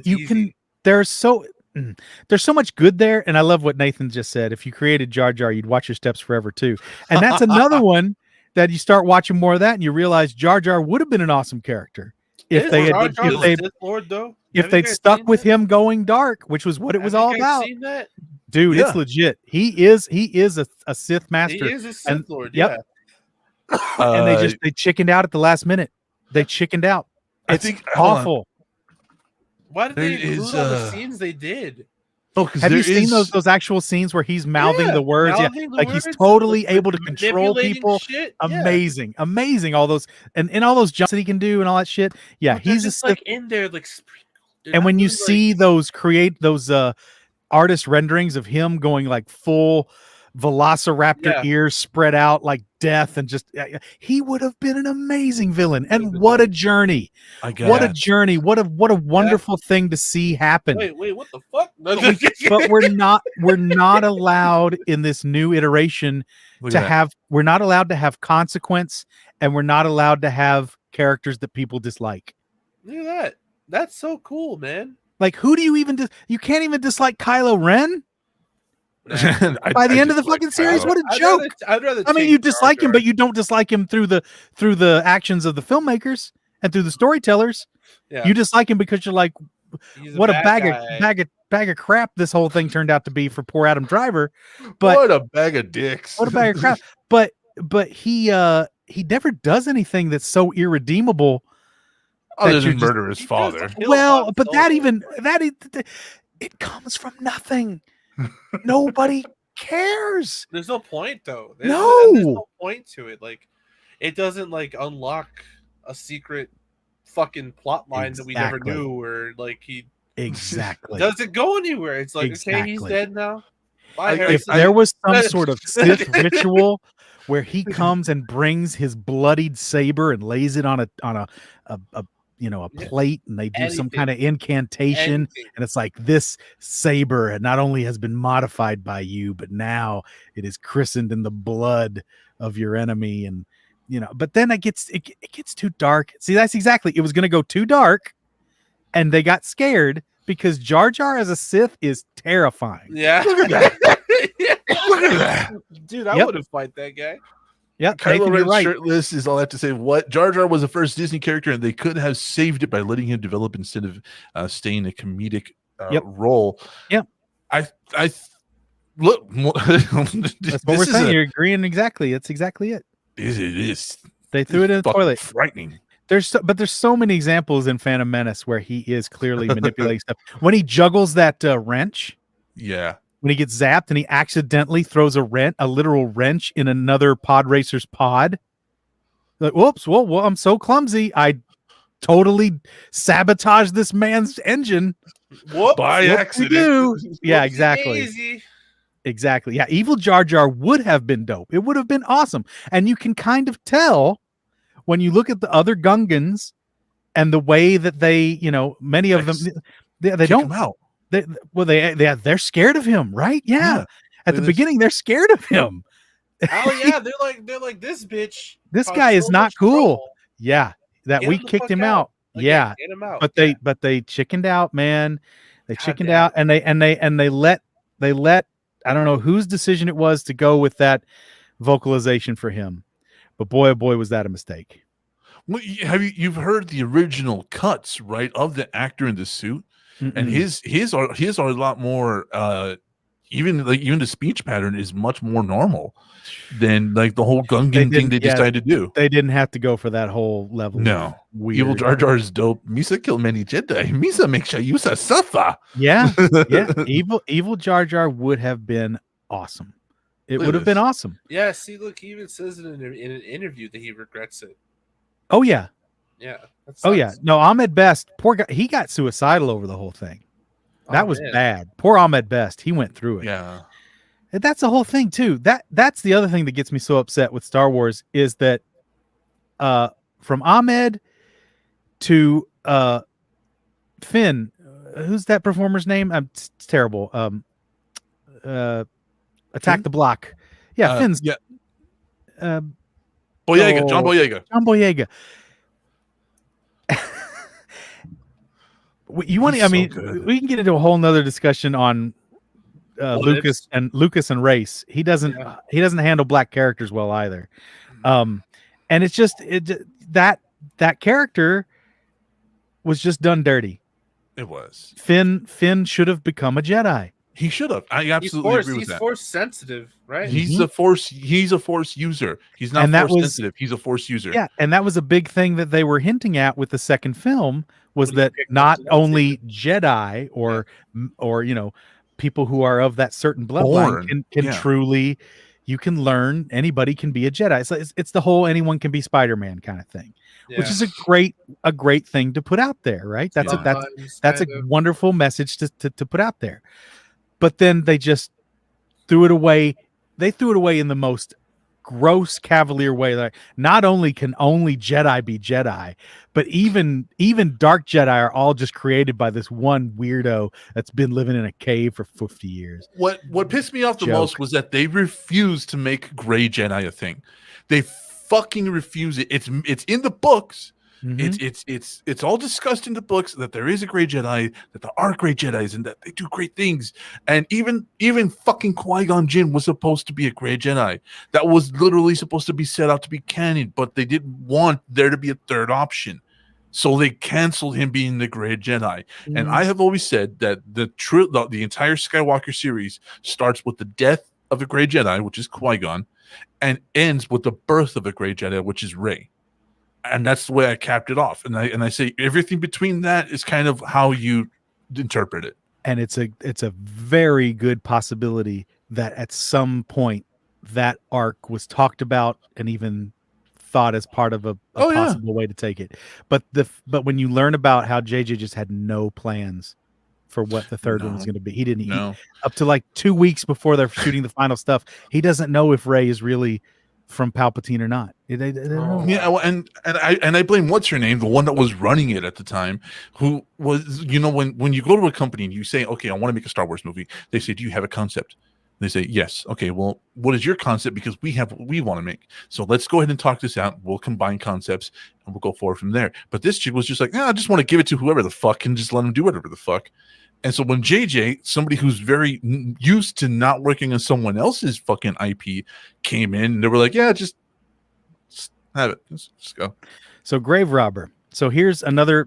You can listen to my full rant on other podcasts about this too, as I've talked about this several other times too. But in regards black characters, and Lucas's inability to handle them, and this goes back to Lando, but yes, my theory has always been that Mace Windu was in fact an agent of the Sith as well, and they chickened out at the last minute because Lucas couldn't. He went, oh wait, every time a black guy shows up, he betrays someone. He betrays the rebels and is actually a bad guy in disguise. I've got to watch myself here. I'm becoming a little bit predictable. But Yeah. it's when this is my thing here. When Yoda is in conference with Qui-Gon, and Qui-Gon's a force ghost, right? Yeah. So Yoda's in conference with Qui-Gon. and they're doing their chit chat. Who comes in and breaks up the connection? Oh, Mace. Yeah. Mhm. Yeah, it is Yeah. Mace. Yeah. Why would that be? Why would another good Jedi destroy the connection between the Force of Qui-Gon and Yoda? There is an actual explanation for that. Nobody liked Qui-Gon. Nobody liked That Qui-Gon. does- That's that- why he didn't have a seat. That's why Great. he didn't have a voice in the console, because he But was. it comes down to like there's so many other little things. Yeah, Why wouldn't he immediately alert the entire council when he discovered that that Palpatine was evil? Yeah. Why wouldn't he have put out a full bulletin? Because for the story to work, he can't. But the Yeah. real reason is he wouldn't have in the original thought process, because he was also an agent of the Sith. Also, granted, yeah, He's always dismissive of Sith infiltration. And here's the big one. Here's the huge one that puts All right. the cap on why Mace Windu is an agent of the Sith. Okay. Okay. So Grave Robber, this one's going to crack it for you. When Mace Windu lands on Genosha, right? And this is during the second film. They're having the giant fight in the arena, right? Yes. Okay. And the big mystery is who ordered the creation of the clone army on what's the water planet? Oh, Camino. Camino. Who ordered the construction of the clone army on Camino? We still don't know. We still don't know, right? Do we know? They say Sifo-Dyas. They say Sifo-Dyas. But do we ever find out confirmed who that is or what's going on? because what are they called, the Genosians? Yeah, they also prioritize privacy, and they even said that the Kaminoans. Yeah, they keep the info secret. Everything. However, there was one person who would know who it was that ordered the creation of multiple clones of their own person, and who would that be? Jango Fett. Mace Windu walks up and immediately beheads the one man who can tell you who Sifo-Dyas is. That is actually he silences the only loose end that has the answer to who ordered the clone army. That's actually pretty fucking compelling. I'm gonna have to think about that. How many times do Jedi just straight up murder people? Often. When it comes to people like Windu, who was pretty much half dark, half light, the only time he was just a straight up agent of the Sith. I'm telling you, they rewrote it at the 11th hour. I wouldn't doubt it, like at all. I wouldn't doubt that, like, in the slightest fucking bit. Like, to me, I think that Windu saw everybody else as kind of below him, except for somebody like Palpatine. Like, if it was a threat of any kind, Windu was just kind of one of those, like, well, fuck this guy, take him out. Fuck that guy too, take him out. But then when it came to like political figures and shit that he could use, I think he was supposed to be the new Maul, the new traitor. I think he was supposed to be the new Padawan, the Sith Padawan, whatever they're called, the apprentice. Yeah. So I think he was the second, this new Sith apprentice, but they changed it at the last minute. So let's move past that and let's talk about Dune. I know Dune is it's one of my favorite books, and it's one of my guilty pleasure movies. You know, when you're watching Dune and you're just like, God, this is dumb, but I want to watch every single minute of it. Have you seen it yet, or are you planning to? I haven't seen it yet. I'm looking forward to it. I'm looking forward to watching it. Did you watch the new one? No, not yet. Like, I'm working up to it. Because like I've talked to several people, including like Crocodile Scoop, that have been like, it's fucking great. You're gonna love it if you've read the books. I'm like, I have read the books, and that's kind of what my issue was with the last one. Right. like yeah, okay, cool. All these weird zany characters. Things went a little bit different, right? Yeah, like when you're watching the movie and you're just like, I don't that wasn't supposed to be like that. why is David Bowie here? Was David Bowie? Valid questions. Why is Sting a thing in this? I don't. The guy was described as a large Australian-looking guy. You got Sting That's David Bowie. Oh, Sting. and David Bowie over there, who's supposed to be a desert dweller.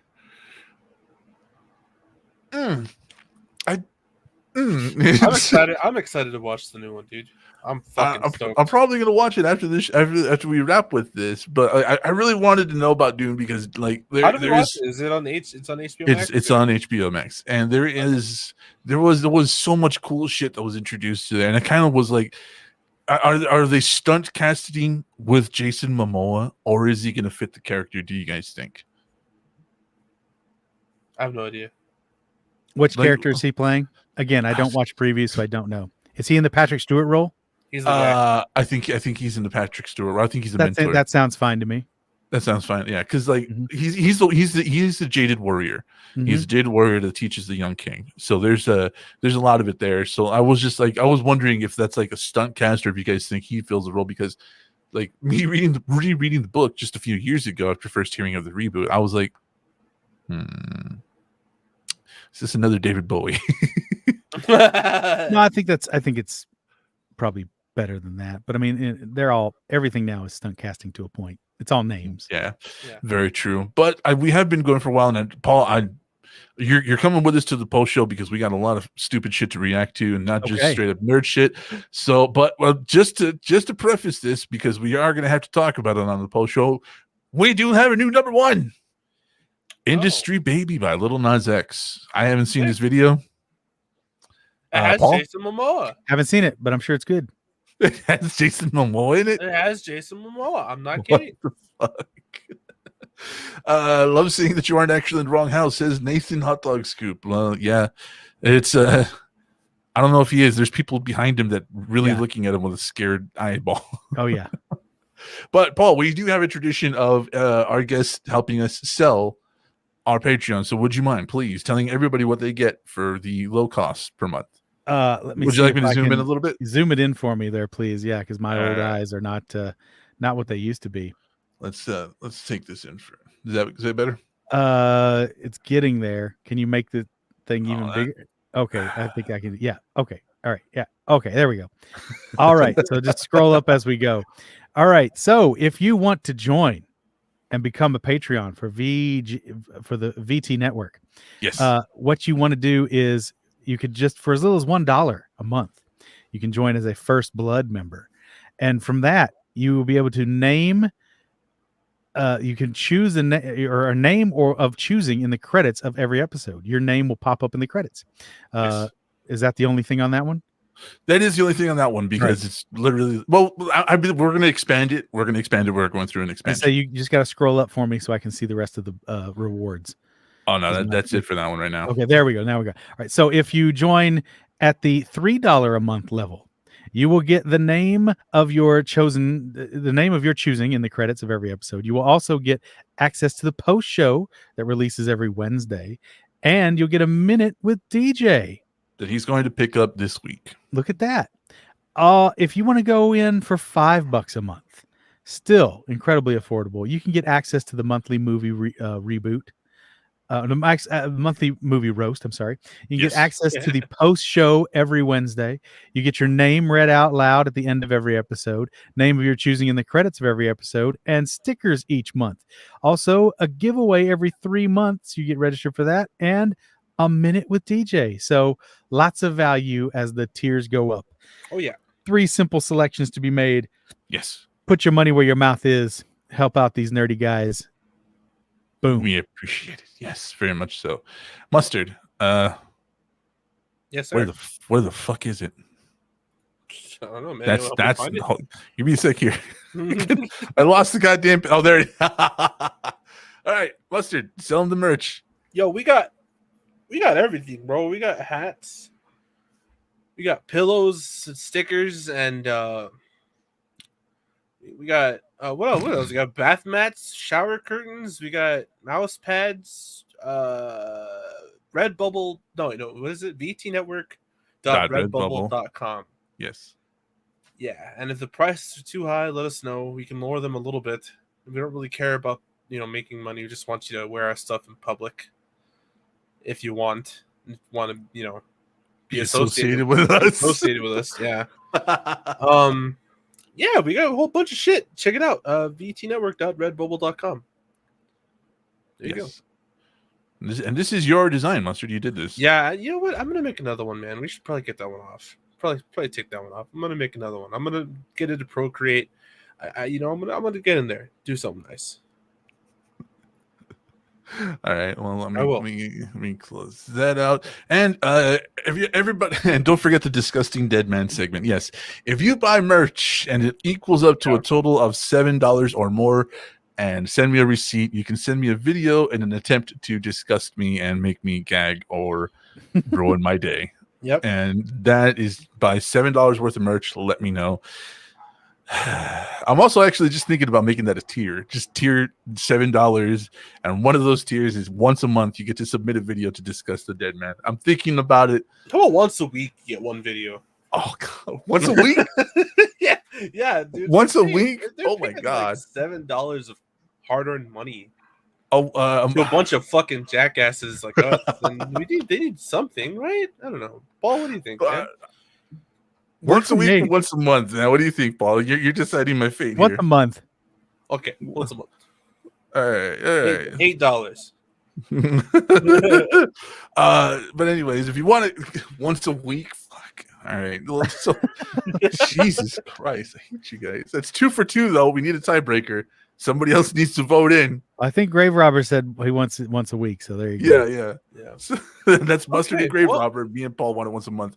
But if you want to get in contact with us, it's vtnetwork84@gmail.com. That is all your suggestions, complaints, telling us to go fuck ourselves, or if you even want to be on the show, vtnetwork84@gmail.com.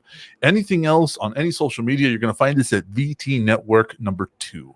And that way you can get in touch with us, and we'll also fuck you, Lofus, you piece of shit. We'll see. We'll try to make it a tier. We'll try to make it a tier in the Patreon. Yeah, we'll talk about it. We'll talk about you guys so much. But with all that said and done, I want to thank Paul Schroyer, the Magic Squirrel Network, for keeping us on and keeping us going, and for giving us access to the stuff we have access to. I also want to thank our very limited Patreons, which are Lofus, fuck you, the Grave Robber, fuck you too, the Raging Caucasian, Cheyenne, Carol, Sherry Finks, Mr. Blacklung, and Gibby. Thank you guys so very, very much for your donations. Everything's going back into the show at this point until I figure out a cheaper and more monotonous way to do this without costing us so much money. Mm-hmm. However, with all that said and done, though, we're going to go ahead and wrap this up and head to the post show where we're going to talk about industry, baby, and probably some Path of Pain and whatever the hell else comes across our stage. Nice. So, with all that said and done, Mustard. Oh, actually, you know what? Say goodnight, Paul. Good night, Paul. I love it.